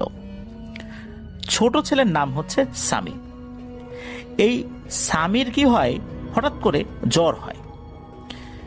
উনি অবশ্য ছেলের এই জ্বরের দিকে খুব একটা মনোযোগ দিতে পারেননি, কারণ বাচ্চাদের এরকম টুকটাক জ্বর হয়ই, সর্দি কাশির জ্বর, এটা সাধারণ বিষয়। আর এলাকার মানুষ অনেকেই তার কাছে আসতেন, তাদের বিষয়ে ওনার চিন্তাটা একটু বেশি ছিল। একদিন কি হয়, আসরের নামাজের পর দূর গ্রামের একজন লোক এসে তার কাছে সাহায্য চায়। লোকটির ছেলে দীর্ঘদিন ধরে জিনের আসরে কষ্ট পাচ্ছে। আব্দুল করিম সাহেব বললেন যে আপনি চলে যান, আমি মাগরিবের নামাজের পর একা একাই চলে যাব ইনশাল্লাহ সেখানে। ওই গ্রামটা অবশ্য আব্দুল করিম সাহেব চিনতেন। উনি মাগরিবের নামাজের পর যাওয়ার প্রতিশ্রুতি দিলেন। মাগরিব নামাজ শেষ করে উনি রওনা দিলেন। একটা জায়গায় এসে নদী পার হতে হতো, তো নদী পার হন উনি। হঠাৎ করে ওই জায়গাটা ওনার কাছে কেমন যেন অচেনা মনে হতে থাকে। মাগরিবের পর পর তো অন্ধকার নেমে এসেছে, আর অন্ধকার হয়েও গেছে, বেশ অচেনা লাগাটাই স্বাভাবিক। আর পথটিও ছিল নির্জন। একটা সময় রাত গভীর হয়ে আসে, দূর থেকে এশার আজানের শব্দ ভেসে আসে। উনি চিন্তা করলেন যে নামাজ পড়ার জন্য তো একটা মসজিদ দরকার, দেখি একটা মসজিদ আশেপাশে পাই কিনা, তারপর না হয় সেই গ্রামে যাব। উনি আশেপাশে মসজিদের সন্ধান করলেন।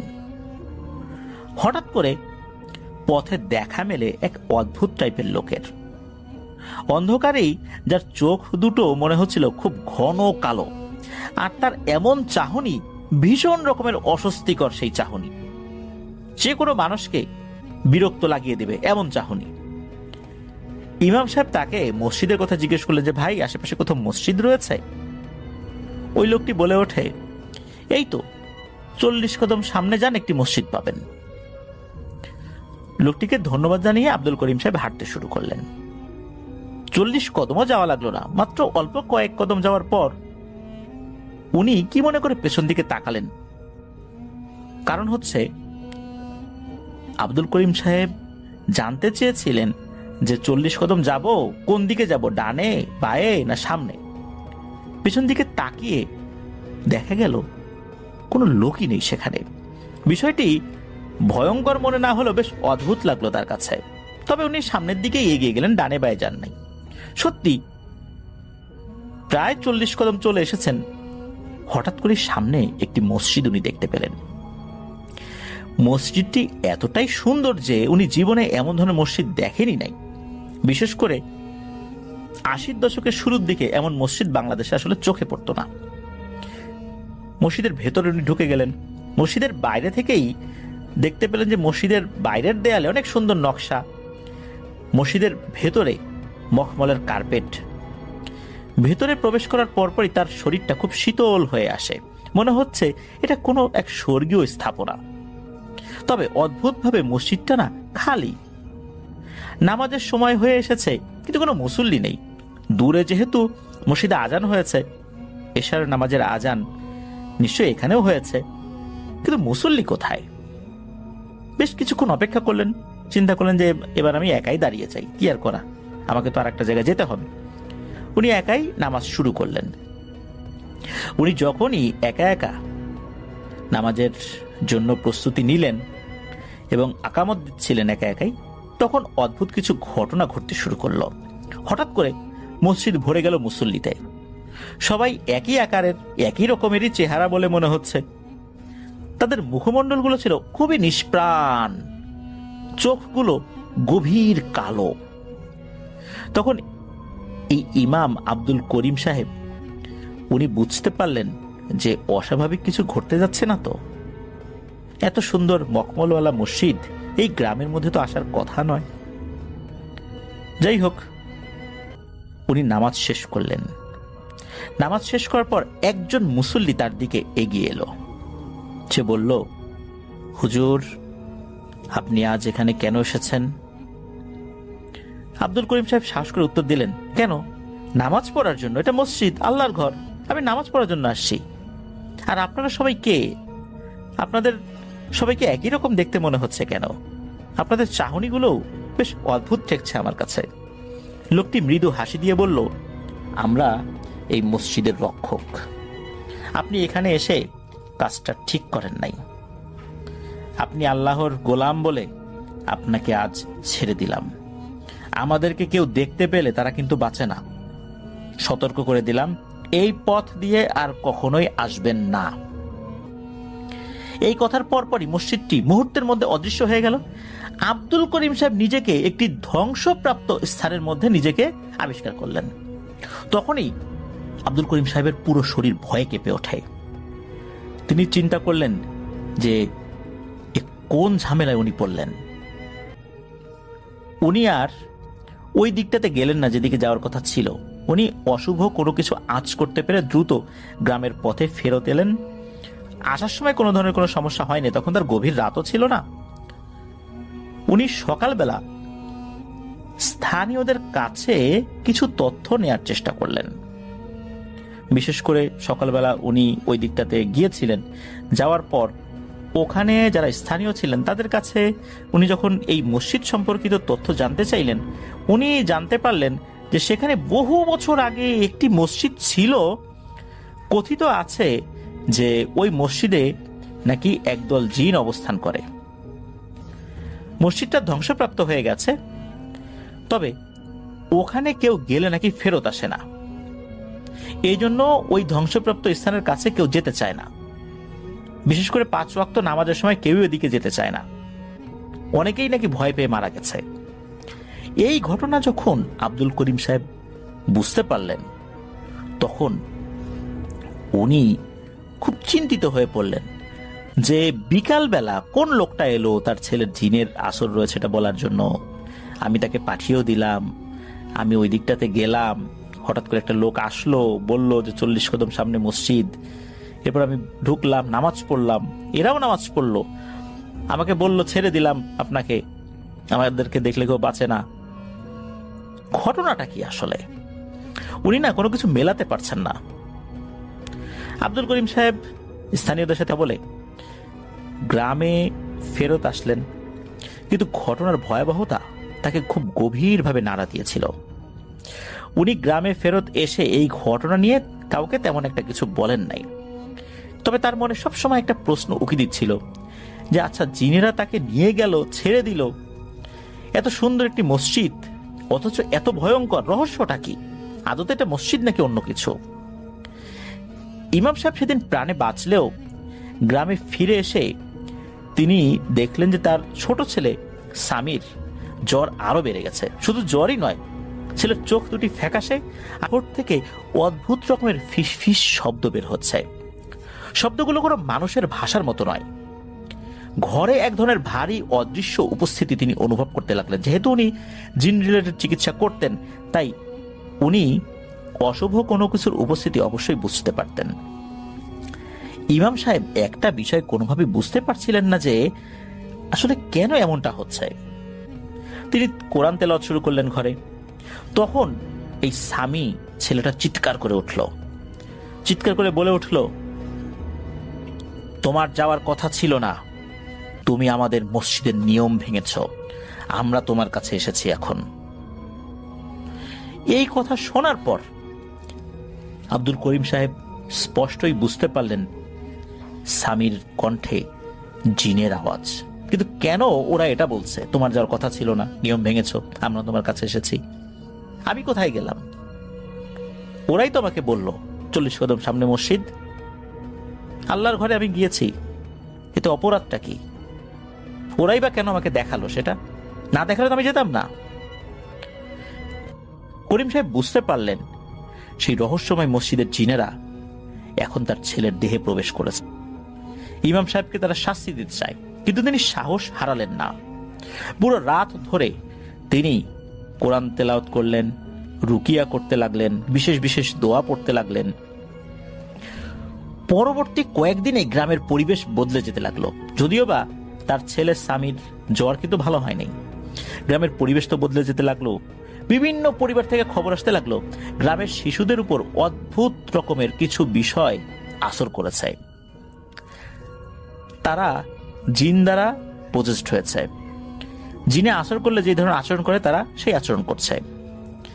গ্রামের মুরব্বীরা আব্দুল করিম সাহেবের কাছে এসে এই সমস্যার কথা যখন জানালেন, তখন তিনি পুরো ঘটনাটি প্রকাশ করলেন। গ্রামের মানুষ তখন শঙ্কিত হয়ে পড়ল। সবাই মিলে সিদ্ধান্ত নিলেন একটি বিশেষ দোয়া অনুষ্ঠানের আয়োজন করতে হবে, মানুষদেরকে খাওয়াতে হবে। সেরকমের প্রস্তুতি সবাই নিতে লাগলেন। কিন্তু এই দোয়া অনুষ্ঠানের আগে আবারও কিছু অদ্ভুত ঘটনা ঘটতে লাগলো। ইমাম সাহেবের বাড়ি থেকে এক ধরনের অস্বাভাবিক আলো বের হতে দেখা যেত, যেটা গ্রামের লোকজন দেখত। পুরো গ্রাম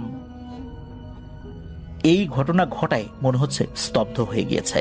ইমাম সাহেবের বাড়িতে এই ধরনের সমস্যা দেখা দিয়েছে, গ্রামের অন্য মানুষদের বাড়িতে কি হতে পারে? রাতের বেলা এই আলো দেখা যেত, অদ্ভুত আলো বের হচ্ছে বা অদ্ভুত আলো তার ঘর থেকে বের হচ্ছে।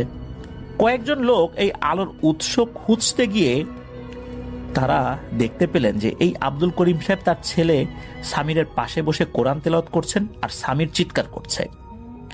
এই কিন্তু আলোটা কেন দেখা যাচ্ছে এটাও বোঝা যাচ্ছে না, এ এক রহস্য। সামির চিৎকার করছে কোরআন তেলাওয়াত করা অবস্থাতে। একটা সময় সামি একদম নিস্তেজ হয়ে পড়ে। গ্রামের লোকজন তাকে মৃত মনে করল, তবে ইমাম সাহেব জানালেন যে আলহামদুলিল্লাহ তার ছেলে বেঁচে আছে। তবে এখনো নিশ্চিতভাবে বলা যাচ্ছে না তার ছেলেটা পুরোপুরি জিন থেকে মুক্ত হয়েছে কিনা। এইভাবেই চলতে লাগলো। ইমাম সাহেব গ্রামবাসীকে সতর্ক করে দিলেন তারা কেউ যেন নির্জন স্থানে বা অচেনা পথে নামাজ বা ইবাদতের উদ্দেশ্যে না যায় বা না দাঁড়ায়। মানুষ যেখানে নামাজ আদায় করে সেখানেই যেন যায়। কিন্তু গ্রামের বাচ্চাদের সাথে কেন এমনটা হচ্ছে? পুরো একটা গ্রামের বাচ্চারা এই ধরনের সমস্যার মরে গেল। সেই রহস্যময় মসজিদ আর জিনের প্রভাব, এর কানেকশনটাই বাকি। অনেকেই চিন্তা করতে লাগলেন যে এই যে আব্দুল করিম সাহেব, উনি তো বিভিন্ন সময় জিনের চিকিৎসা করেন, হয়তোবা কোনো জিন ক্ষিপ্ত হয়ে এমন কাজটা করেছে। ইমাম সাহেব আব্দুল করিম উনি জিন তাড়ানোর বিষয়ে আরো বেশি সতর্ক এবং সাবধানী হয়ে উঠলেন।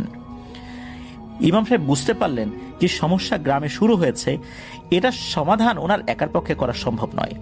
তিনি তার এক ঘনিষ্ঠ বন্ধুর পরামর্শ নিলেন। তার বন্ধুর নাম ছিল মাওলানা রফিক। তিনি একজন অভিজ্ঞ যিনি এই প্যারানরমাল বিষয়ে গভীর জ্ঞান রাখতেন।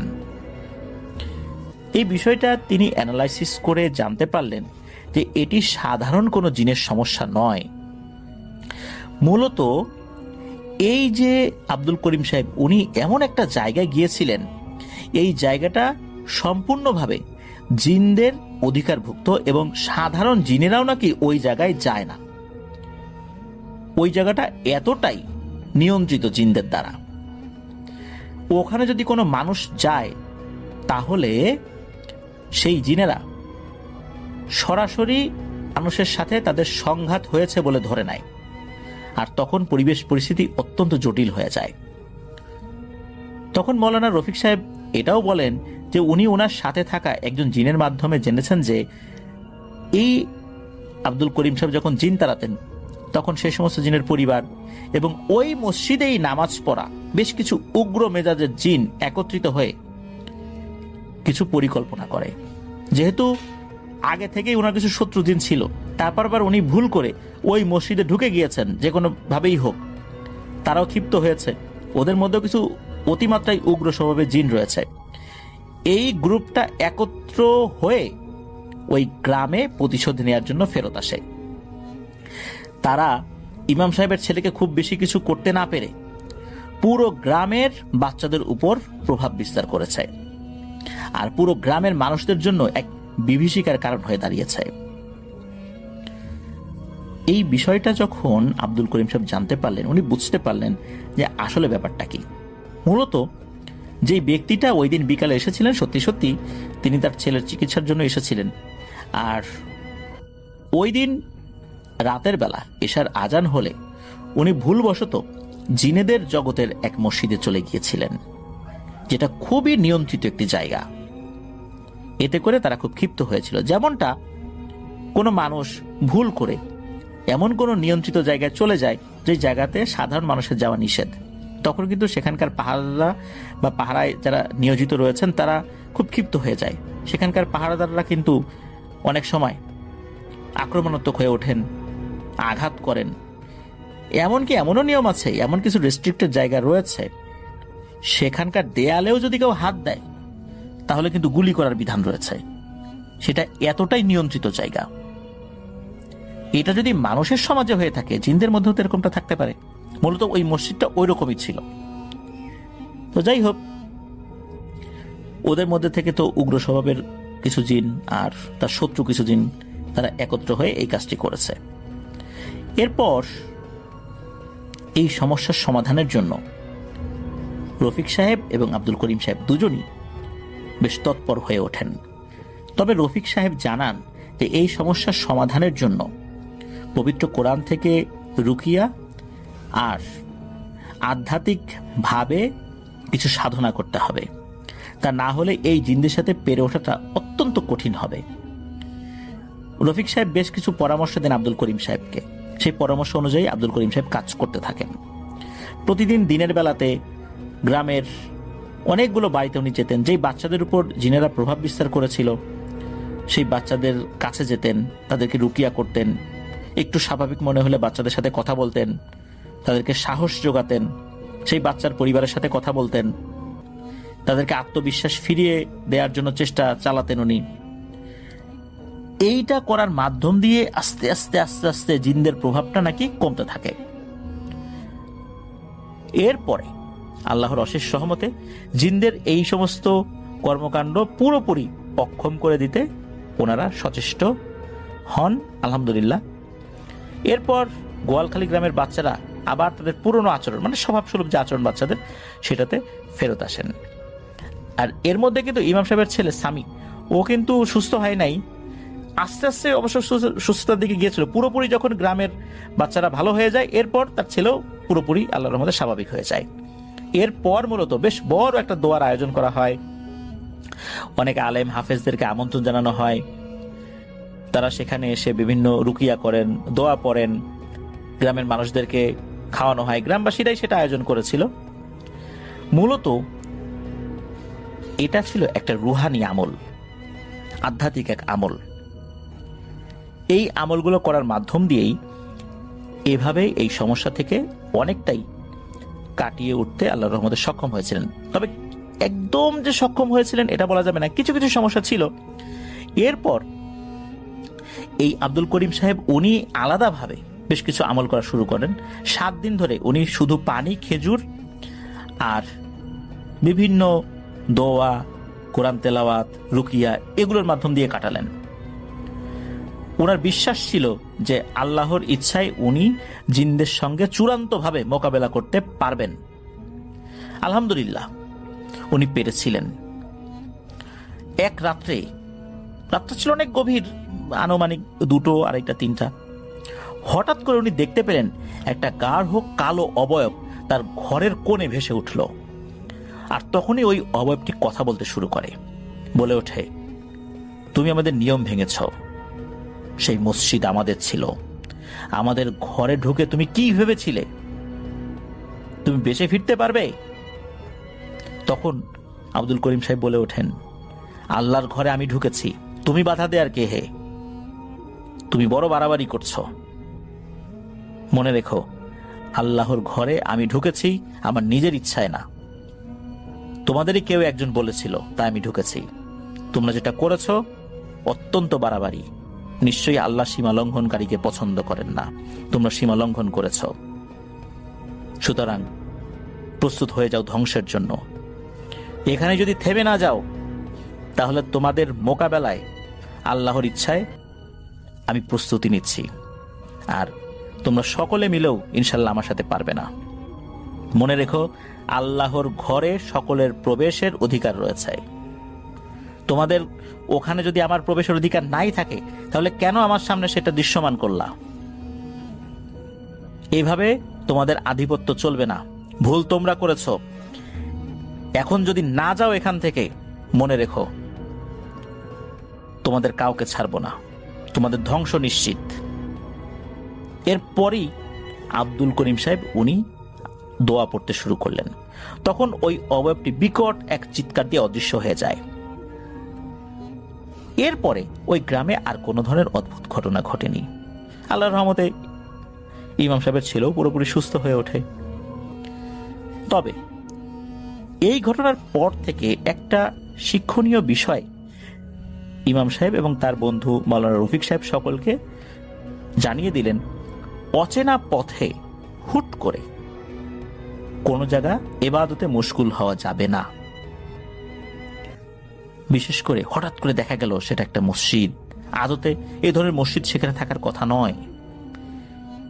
এটা একটা ফাঁদ হতে পারে, অথবা কোনো কারণে সেটা দৃশ্যমান হয়েছে আল্লাহ চেয়েছেন বলে, কিন্তু সেখানে মানুষের প্রবেশ করা উচিত নয়।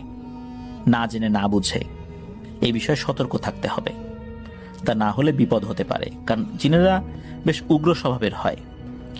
মানুষকে যেভাবে সহজে বোঝানো যায় ওদেরকে কিন্তু এত সহজে বোঝানো যায় না। ওরা খুব একগুয়ে টাইপের হয়, আর এদের মোকাবেলায় আধ্যাত্মিকভাবে বলিয়ান ব্যক্তি ছাড়া কোনো ব্যক্তি পেরে ওঠে না, পরাস্ত হতে হয়। কারণ ওরা বিভিন্নভাবে মানুষের ক্ষতি করতে পারে।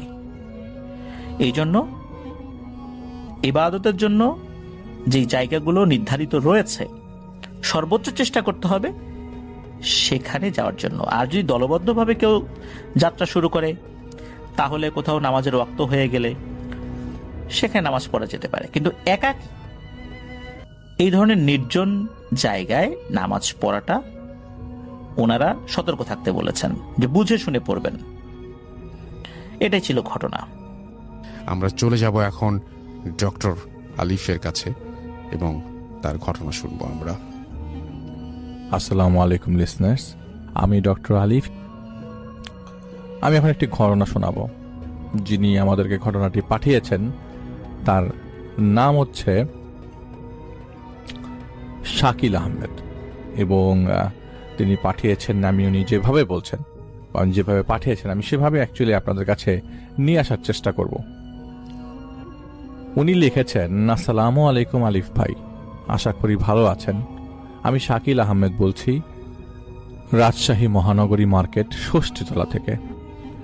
সামনে আমাদের ডিপ্লোমা ইঞ্জিনিয়ারিং ফাইনাল পরীক্ষা। অ্যাডমিট কার্ড নেবার জন্যে কিছুদিন আগে কলেজে যাই। কলেজ থেকে অ্যাডমিট নিয়ে বের হব, তখনই আমার খুব কাছের এক বন্ধুর সাথে, খুব পুরনো বন্ধুর সাথে দেখা। দুজনে মিলে কলেজ থেকে অ্যাডমিট কার্ড নিয়ে রাস্তায় গল্প করতে করতে যাচ্ছিলাম।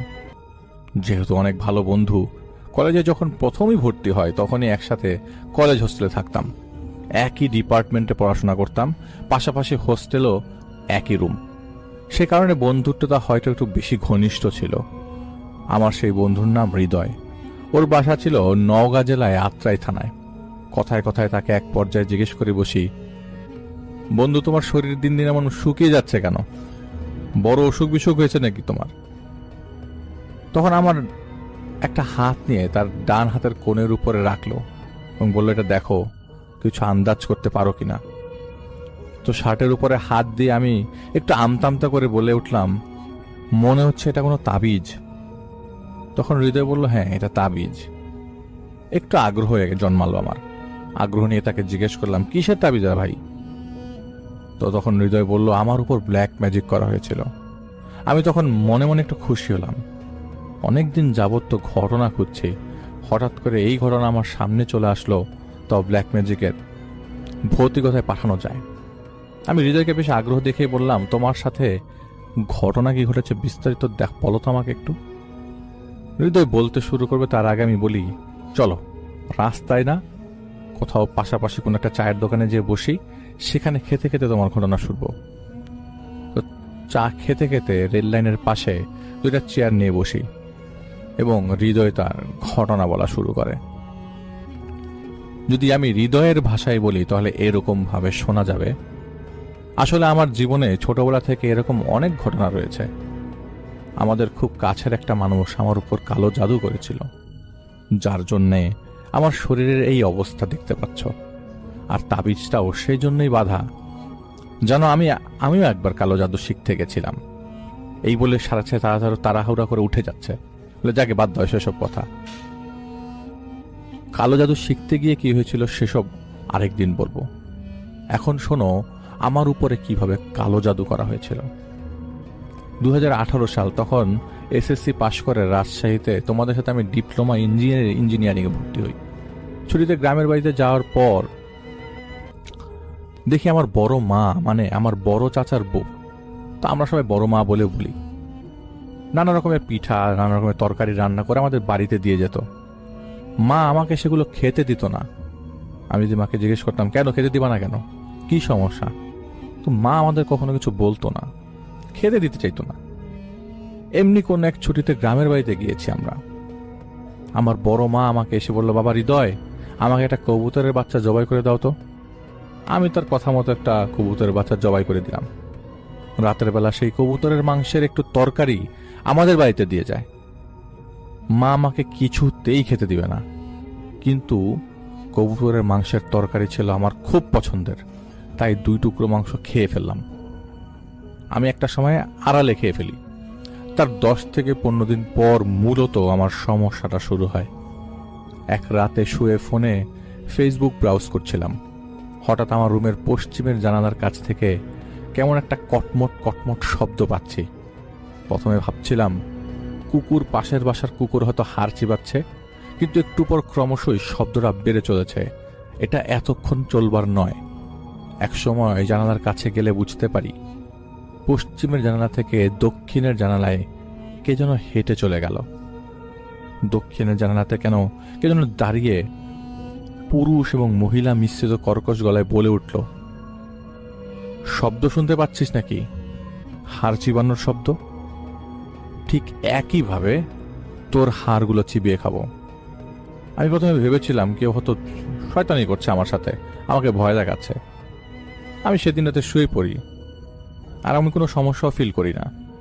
কিছুদিন পর এক রাতে হঠাৎ বাথরুমে যাওয়ার জন্য রুম থেকে বের হই। আমাদের বাড়ির চারিদিকে প্রাচীর দিয়ে ঘেরা, তো বাউন্ডারি আছে। বাথরুমও বাড়িটার ভেতরেই, কিন্তু বাড়ির আঙ্গিনায় টিউবওয়েল ছিল। বাথরুম থেকে বের হয়ে হাত মুখ ধোয়ার জন্য আমি সেই টিউবওয়েলের দিকে যাই। হাতল টাইমে হাত দিয়েছি, আমার চোখ পড়ে। আমি এমন একটা জিনিসের উপরে যেটা কোনো মানুষ কোনোদিন দেখতে চায় না, প্রস্তুত থাকবে না। আমি দেখি একটা বিশাল কালো অবয়ব কিভাবে দাঁড়িয়ে আছে, তার এক পা বাথরুমের ছাদে আর অন্য এক পা প্রাচীরের চালের উপরে। আমি আশ্চর্যকর বিষয় হলো তার চুলগুলো মহিলাদের মতো কোমর পর্যন্ত নেমে আছে, আবার পরক্ষণেই পুরুষ মানুষের চুলের মতো ছোট হয়ে যাচ্ছে। তার চোখগুলো ছিল লাগা আগুনের মতো, চোখ দিয়ে লাল রক্ত বেয়ে পড়ছে, বিশাল বড় বড় দাঁত, বিদঘুটে একটা চেহারা। আমার সারা শরীর ঠান্ডা হয়ে যায়, আমার পুরো শরীরে একটা স্রোত বয়ে যাচ্ছিল। আমি একটা দৌড় দেই, রুমে চলে যাই। আমি যেহেতু বলেছিলাম আগেই কালো জাদু শিখতে গিয়েছিলাম, তাই এগুলোর সাথে কিছুটা হলেও পরিচিতি আছে, তাই খুব একটা আমলে নেই। পরদিন সকালে আর কোনো সমস্যা না হলেও সমস্যা শুরু হয় ঠিক তার কয়েকদিন পর। একদিন দুপুরের খাওয়া শেষ করে কিছুক্ষণ বিশ্রাম নিয়ে প্রতিবেশী এক ভাইয়ের সাথে আমাদের আত্রাই বাজারে গেছিলাম ভাইয়ের এবং আমার কম্পিউটারে কিছু অ্যাক্সেসরিজ কেনার জন্য। অ্যাক্সেসরিজ কিনে বের হই, আর আমি কুশোরের রস খেয়ে বাড়ির উদ্দেশ্যে একটা ভ্যান নিয়ে রওনা দিই। বাড়ি আসার পথে রাস্তার পাশে একটা শ্মশান পড়ে, সেটা পার হয়ে আসতে হয়। শ্মশানের কাছে আসতেই ভ্যানটা অটোমেটিক বন্ধ হয়ে যায়। মাত্র দুপুর গড়িয়ে বিকাল হয়েছে, আর ভ্যানটা ছিল ব্যাটারি চালিত। ভ্যান থেকে নেমে বলে ভ্যানের পিকআপ নষ্ট হয়ে গেছে, আর যাওয়া যাবে না, আপনারা অন্য একটা ভ্যান নিয়ে চলে যান। তখন ভ্যান থেকে নেমে হেঁটে আসার সময় মনে হলো আমাকে কে যেন মাটিতে ঠেসে ধরেছে, মনে হচ্ছে মাটির মধ্যে ঢুকে যাব। আমার পা সামনের দিকে আর এগোতে চাচ্ছে না। একটা অদৃশ্য শক্তি আমার পা দুটোকে মাটির ভেতরে ঢুকিয়ে নেওয়ার জন্য চেষ্টা করছে। কোন রকম বড় ভাইয়ের কাঁধে হাত দিয়ে কষ্ট করে হিচড়ে আমি শ্মশানটা পার না হতে হতেই পায়ের শক্তি ফিরে পাই। তখনই মাথাটা ঝিম করছিল। ভাবছিলাম চা খেলে যদি মাথার ঝিমটা সেরে যায়, তাই পাশের একটা দোকানে বসে চা খেয়ে অন্য একটা ভ্যান নিয়ে বাসায় চলে আসি। বাসায় এসে রুমে ঢুকে শুয়ে পড়ি। কিছুক্ষণ পর আমার পুরো শরীর ঝাঁকুনি দিয়ে জ্বর চলে আসে। 3টা কম্বল নিয়ে ও শুয়ে থাকার পরেও কোনো যেন শীত আমার নাম ছিল না। ছোট বোন আমার রুমে আমাকে ডাকতে এসে দেখে আমার এই অবস্থা, মাকে ডেকে আনে। মা এসে জিজ্ঞেস করলে বলল, কি হয়েছে আমার? মা আবার বাবাকে গিয়ে বলল, দেখো তো ছেলেটা বাড়ি থেকে উল্টাপাল্টা কিছু খেয়ে এসছে নাকি। বাবা এসে আমাকে জিজ্ঞেস করা শুরু করে, কি খেয়েছিস বাইরে গিয়ে? বাবাকে বললাম কুসরের রস আর চা খেয়েছি। তো বাবা চিন্তা করে এসব হওয়ার কারণ কি। তো বাবা আমাকে আমার সাথে এতদিন ঘটে যাওয়ার সব ঘটনা খুলে বলার পর বাবা একজন বুজুর্গ হুজুর নিয়ে আসে। হুজুর আমাকে ঝাড়ফুঁক করে খুব স্বাভাবিক রীতি নিয়ম মেনে এবং একটা তাবিজ দিয়ে চলে যান। কিন্তু কয়েকদিনেও আমার অবস্থার উন্নতি হয়নি, বরং অবনতি হতে থাকে। শরীর শুকিয়ে যাচ্ছিল, হাড্ডির উপর দিয়ে চামড়ার প্রলেপ দেখা যাচ্ছে, আর চোখগুলো গর্তের ভেতর চলে গেছে, নিচে কালি পড়ে গেছে। এগুলো দেখে আমার এক প্রতিবেশী বাবাকে এক কবিরাজের খোঁজ দেন। সেদিন বাবা সেই কবিরাজকে ফোন দিলে তিনি বলেন কোন এক কাজের জন্য তিনি আজকে আসতে পারবেন না। মোবাইলের মাধ্যমে কিছু ঝাড়ফুঁক দিয়ে দেন এবং পরশুদিন আমাকে নিয়ে যেতে বলে। তা আমাকে কয়েকদিন পর কবিরাজের কাছে নিয়ে গেলে তিনি আমাকে দেখে প্রথমে যা বলেন তা হলো, তোমাকে তো অনেক বাজে ধরনের কালো জাদু করা হয়েছে, আমার কাছে এসছো, আমি দেখব, আর কিছুদিন পর আসলে হয়তো তোমাকে সম্ভব না বাঁচানো। তিনি আরো বলেন, তোমাকে নিয়ে আজ আসনে বসবো, কিছু টাকা দিতে বলেন, যেটা দিয়ে কিছু জিনিস কিনতে হবে। কবিরাজ আসনে বললেন, অবাক হয়ে যায় আমার বাবা মা। বললেন, আপনাদের নিকটবর্তী লোক এই কাজটা করেছে এবং কোনো কিছুর সাথে খাওয়ানোর মাধ্যমে এই ব্ল্যাক ম্যাজিকটি করা হয়েছে। কবিরাজ কিছু ওষুধ দেন, মাকে বলেন এগুলো বেটে গোসল করে খাইয়ে দিতে। খাওয়ার 1 ঘন্টার মধ্যে প্রচুর পরিমাণে বমি হবে, না হয় পাতলা পায়খানা হবে। এরপর আমরা বাসায় চলে আসি, আমি গোসল করি, মাগুলো আমাকে বেটে খাওয়ায়। আনুমানিক 30-40 মিনিট পর আমার প্রচণ্ড বাথরুম হয়। বাথরুম থেকে বের হওয়ার পর আমি ফ্রেশ হয়ে যাই, ঘুমিয়ে যাই রাত 11টার পর। পরদিন সকাল 11টায় ঘুম ভাঙে। তো কবিরাজা আগেই মাকে বলে দিয়েছিল, ঘুমানোর পর ওকে আর ডাকা যাবে না, 1 দিন হোক আর 2 দিন হোক, ঘুম থেকে ও একা একাই উঠবে। ঘুম থেকে ওঠার পর আমার অনেকটাই ভালো লাগছিল, মনে হচ্ছিল আমি সুস্থ হয়ে গেছি। এই বলে হৃদয় চুপ হয়ে গেল। আমিও ভাবছিলাম ঘটনা এখানেই শেষ, কিন্তু কিছুটা বাকি আছে। হৃদয় আবার বলল, তার কিছুদিন পর আমি রাজশাহীতে ব্যাক করি। রাজশাহীতে আসার পর রাতে ঘুমাতে পারতাম না, আজে বাজে স্বপ্ন দেখতাম, ঘুম আসতো না আমার। বাসায় গেলেও একই সমস্যা হতো। এভাবে 3 বছর আমি রাতে ঘুমাতে পারিনি। ফজরের আজানের পর ঘুমাতাম। এই 3টা বছর খুবই কষ্টে কেটেছে। গত 6 মাস থেকে তাও একটু ঘুমাতে পারছি। আমি হৃদয়কে বললাম, কবিরাজ তো সব ঠিক করে দিয়েছিল, তাহলে ঘুমাতে পারতে না কেন? এটা কি আবার নতুন কোনো সমস্যা নাকি? সেটা দীর্ঘশ্বাস ফেলে। রাতে ঘুমাতে না পারার কষ্ট 3 বছর কাটিয়েছি। আমি এবং আমার বাসার মানুষ সবাই জানতাম সমস্যার সমাধান হয়ে গেছে। একদিন মাকে বললাম, রাতে ঘুমাতেই তো পারি না। মা তখন আমাদের পাশের গ্রামের একটা হুজুরকে ডেকে নিয়ে আসে। হুজুর আসার পরে বাসায় ঢোকার সময় বলেন, এই ছেলের উপর ব্ল্যাক ম্যাজিক করা হয়েছে। খাবারের মাধ্যমে যে ব্ল্যাক ম্যাজিক করেছে, সেই কবিরাজের কাছে নিয়ে গেছিলেন, ওই কবিরাজ শুধু খাবারের মাধ্যমে যে ব্ল্যাক ম্যাজিক করা হয়েছিল সেটা পেট থেকে বের করতে পেরেছে, কিন্তু আপনাদের বাসায় ও আরো কয়েকটা সমস্যা আছে। এই বলে কবিরাজ আমাদের বাসায় টানা 21 দিন কিছু করেন এবং আমাদের বাসা থেকে 21 দিনে 5 রুম থেকে 5টা এবং প্রাচীর থেকে 1টা, বাথরুম থেকে 1টা, মোট 7টা তাবিজ সংগ্রহ করেন, তা নষ্ট করে দেন এবং পরে আমাকে একটা তাবিজ তৈরি করে দেন, বর্তমানে যেটা আমার হাতে বাঁধা। কিছুটা ঘুমাতে পারি এখন এই তাবিজটা পরার পর। এই বলে হৃদয় তার ঘটনা শেষ করে। আমার কাছ থেকে বিদায় নিয়ে ব্যাসের উদ্দেশ্যে রওনা দিল। তো মোটামুটি আমিও ভাবতে লাগলাম যে মানুষ কতটা নিষ্ঠুর হলে এ ধরনের নিকৃষ্ট কাজ করতে পারে। এবং আমরা চলে যাব আমাদের পরবর্তী অতিথির কাছে। আশা করছি যে তার যে শোনানো ঘটনাটা, সেই ঘটনাটা আপনাদের ভালো লাগবে। চলুন শুনে আসি। আপনার নামটা প্লিজ একটু বলবেন, কোথা থেকে এসেছেন, তারপরে আপনার ঘটনায় যাব। আমি অসীম যাতায়াত, আমি হিস্টোরিক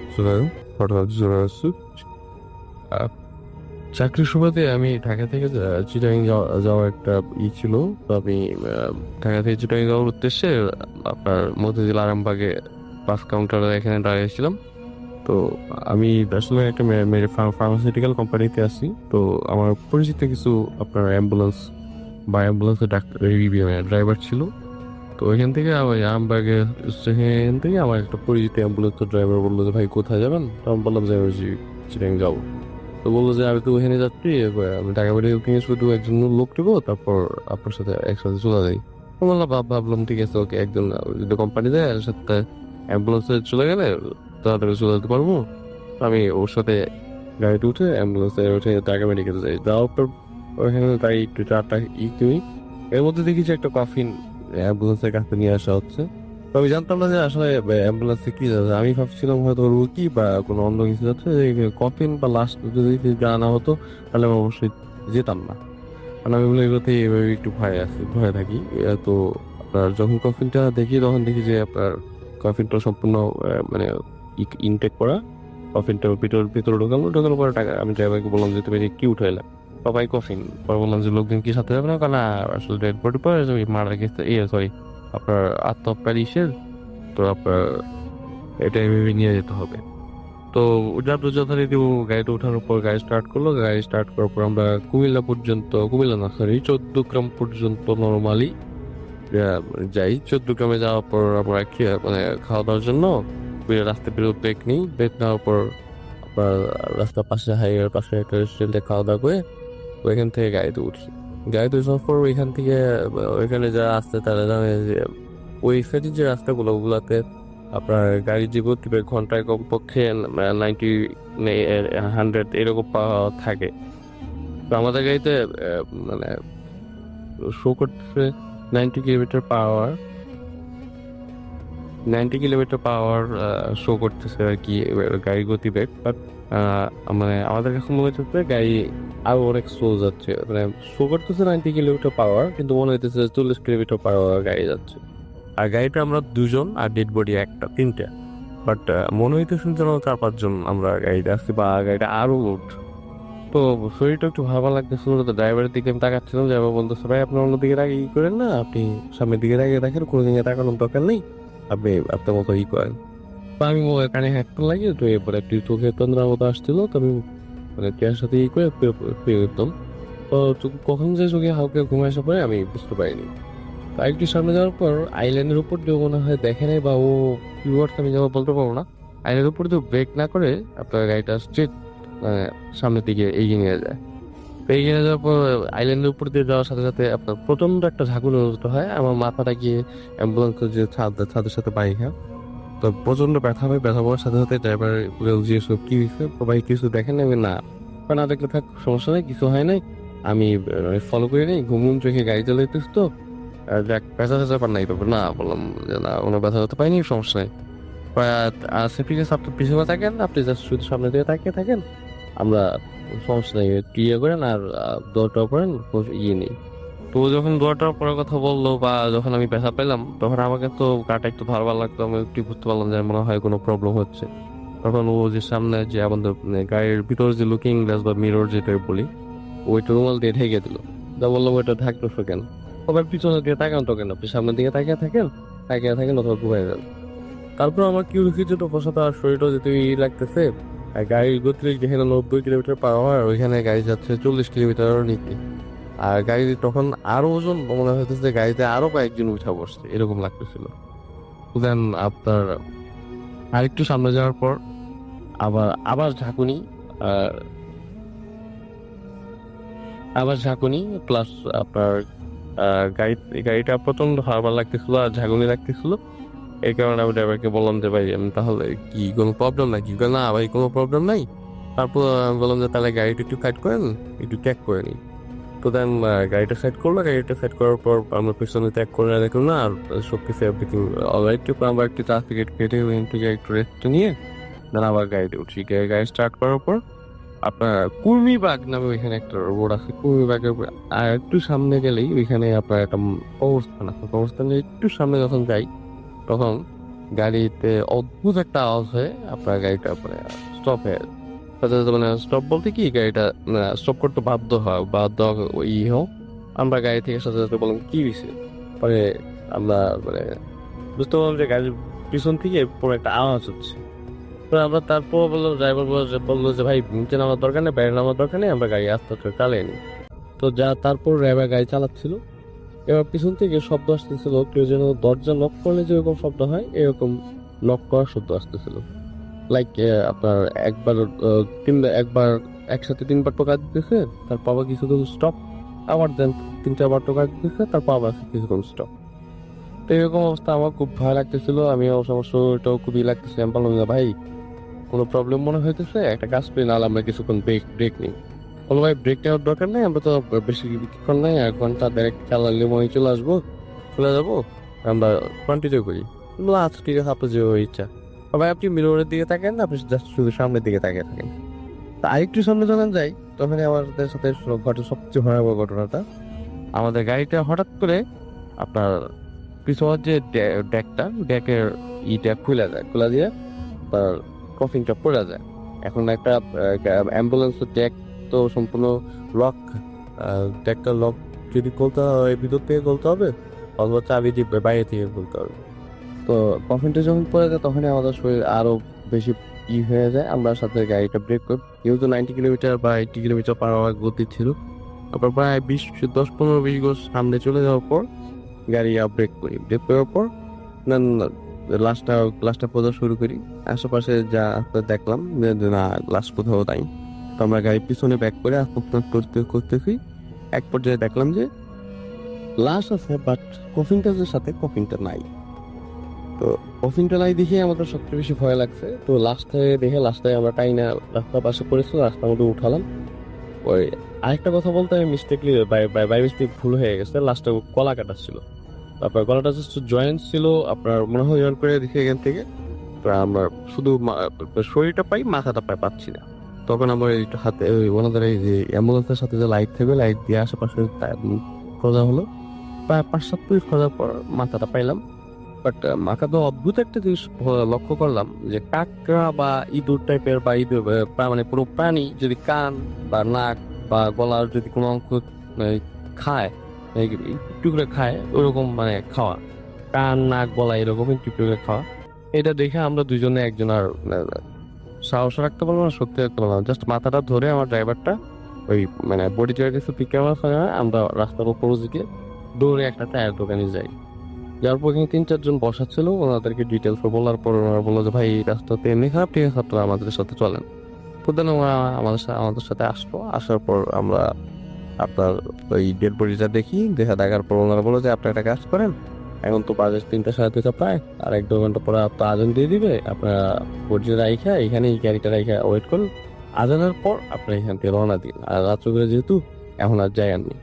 পরে আমরা ওইভাবেই মানে বডিটাকে করে অ্যাম্বুলেন্সে ঢুকিয়ে ওই দোকানের সামনে রেখে সকাল যখন আজান দেয়, আজানের পর আমরা ওইখান থেকে চলে যাই।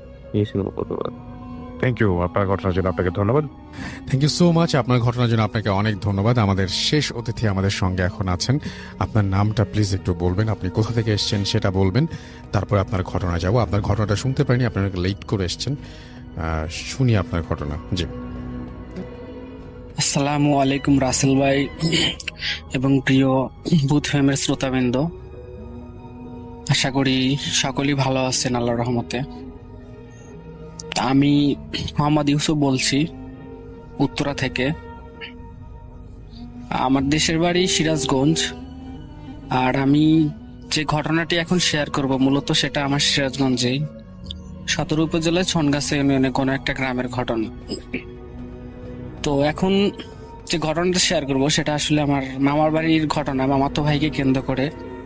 তা আসলে মাছ ধরার একটা ঘটনা। তো সঙ্গত কারণে আমি আমার মামাতো ভাইটার নাম প্রকাশ করছি না, তো আমি সেই কারণে একটা অন্য নাম ইউজ করছি, শওকত হিসেবে ইউজ করছি।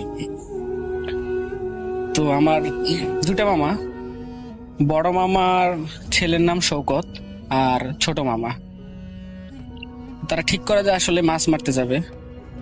খালায় বাসা থেকে 1/2 কিলো দূরেই একটা খাল ছিল এলাকাতেই। তো যেরকম কথা সেরকম কাজ। সন্ধ্যার দিকে বের হয় আসলে মাছ ধরতে যাবে, সেই জন্য আসলে চেনেন বা অনেকে জানেন যে গ্রামে ছিপজাল বলে থাকে। এই 4টা বাঁশ দিয়ে 4 কোণারে জালি বা যেটা হোক নেট ওটা বাঁধা থাকে, আর 2টা বাঁশ পাড়া থাকে পানির উপরেই ভাগি। তো এরকম করে আসলে মাছটা ধরা হয় গ্রামে।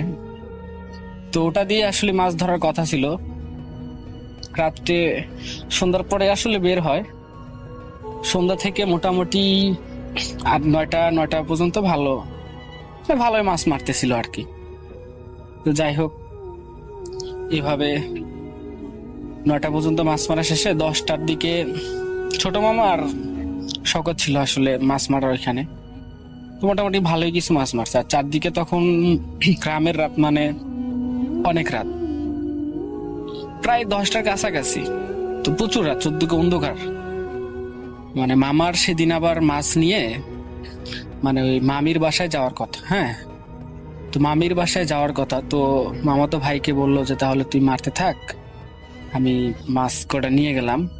আর আমার যে বড় মামা ছিল উনি আসবে একটু পরে, বাসা থেকে উনি আসবে।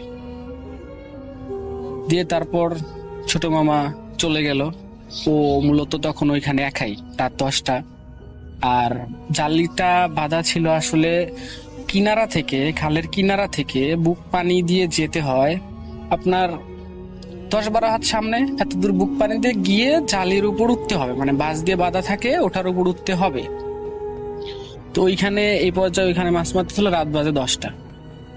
তো মারতে মারতে একটা সময় খেয়াল করে যে আসলে জালির ভিতরে কালো কি যেন একটা মানে দেখা যাচ্ছে। জালি যখন তুললো তখন কালো কি যেন একটা দেখা যাচ্ছে। তো এই মুহূর্তে তো ওঠার পরে মানে তীব্র মাছ পচা যে গন্ধ, মানে এত গন্ধ যে মানে টেকা কঠিন। চতুর্দিক অন্ধকার, জাস্ট একটা টর্চ লাইটের আলোতেও দেখতেছে যে জালির ভিতরে অনেক গন্ধ, মানে প্রচুর গন্ধ বেরোচ্ছে। প্লাস কালো বস্তার মতো, অনেক বড় বস্তার মতো উঠছে। আর জালির যে চতুর্দিকে যে বাঁশ বাঁধা ছিল ওগুলো মানে ভেঙে যাওয়া অবস্থা।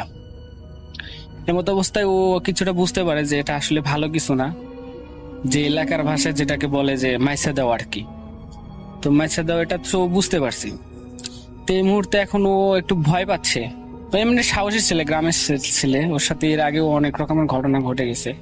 তো বুঝতে পারছে যে আসলে এরকম মাইসা দেওয়া টাইপের কিছু একটা। তো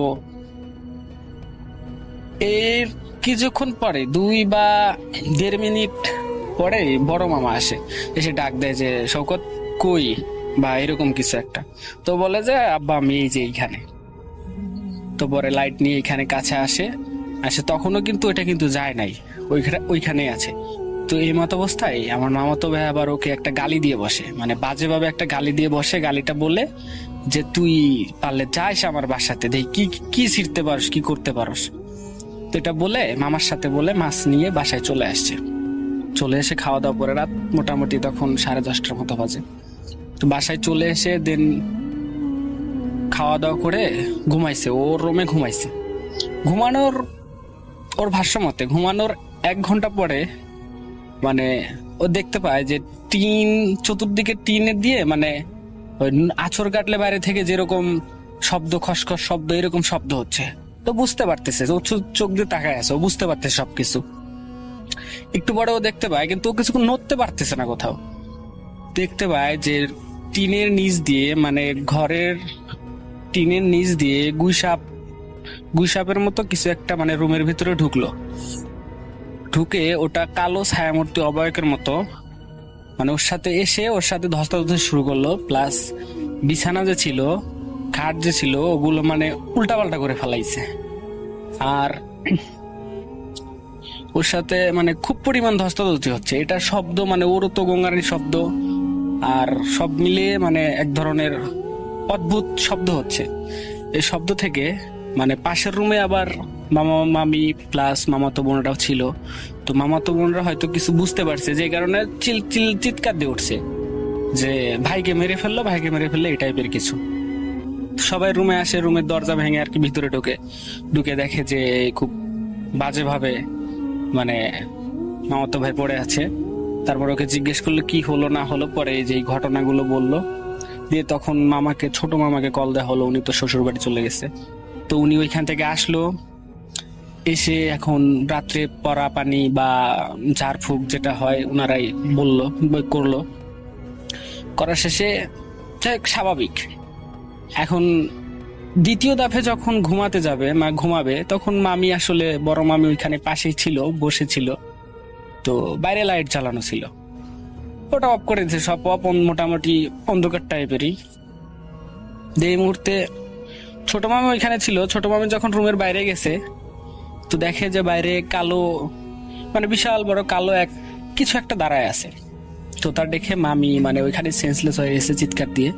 তো এটা আশেপাশের যারা ছিল, বড় মামা, বড় মামি, তারপর মামাতো বোনরা ছিল, ওনারা এসে দেখে অজ্ঞান হয়ে গেছে। তো পানি টানি ঢেলে আর কি স্বাভাবিক করা হয়।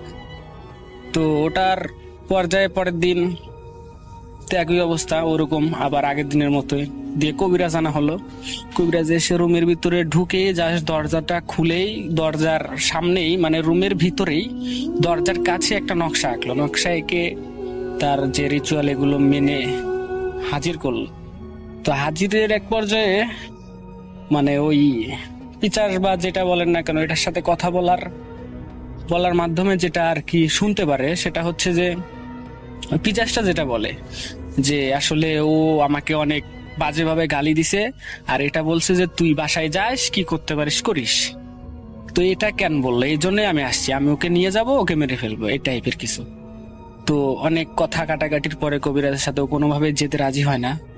তো তারপরে এক ধরনের যাওয়ার মধ্যেই বিদায় করা হয় ওই দিন।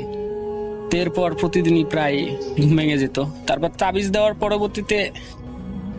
পরবর্তীতে ঠিক হয়ে গেছে। এখন ওরকম কিছু না। রাসেল ভাই বলে রাখা ভালো, ওই খালটা আসলে ভুতুরে একটা খাল। এর আগে অনেক ঘটনা ঘটেছিল। তার এই কিছুদিন পর, রিসেন্ট মাসখানেক আগে একটা মহিলাকে পাশেই একটা খালে মৃত অবস্থায় পাওয়া যায়। পরবর্তীতে যেটা জানা যায়, কবিরাজ রিচুয়ালি করে যেটা জানা যায় যে আসলে ওই মহিলাকে ওইখানে ওই পিশাচ মেরে ফেলছে। মেরে রাসেল ভাই যেভাবে তুলে রাখছে, মহিলা মানুষের পুরা উলঙ্গ অবস্থায় পানির উপরে ভাসমান করে রেখে দিছে তাকে। 2 দিন পরে পুরো উলঙ্গ অবস্থায় পানির উপরের ভাগে ভাসতেছে, এই অবস্থায় রেখে দিছে।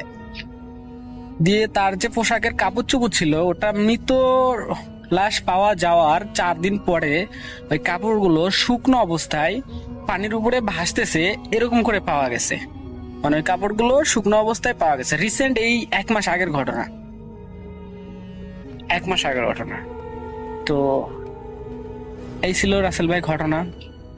ভালো লাগলে বুথ ফ্যামিলি লিসেনারদের সাথে শেয়ার করবেন। সবার কাছে দোয়া চাচ্ছি।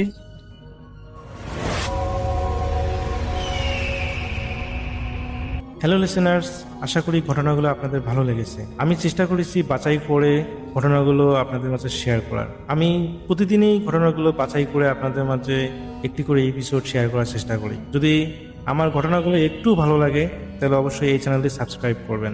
আর আপনারা কোথা থেকে এই ঘটনাগুলো শুনতেছেন, যদি আপনাদের ঠিকানাগুলো জানান তাহলে আমি অনেক কৃতজ্ঞ হব। তাহলে আমি বুঝতে পারবো যে আপনারা কোথা থেকে শুনতেছেন। এছাড়াও আপনাদের মাঝে যদি কোনো ঘটনা থেকে থাকে তাহলে অবশ্যই আমাদের ইমেলে দেওয়া ঠিকানায় ঘটনাটা পাঠাবেন। তাহলে নেক্সট এপিসোডে আপনার সেই ঘটনাটা আমরা রাসেল ভাইয়ের মাধ্যমে অথবা আমরা নিজেরা পড়ে শোনাবো। তো ভালো থাকবেন, সুস্থ থাকবেন, এই প্রত্যাশায় আজকের মতো বিদায় নিচ্ছি। আল্লাহ হাফেজ।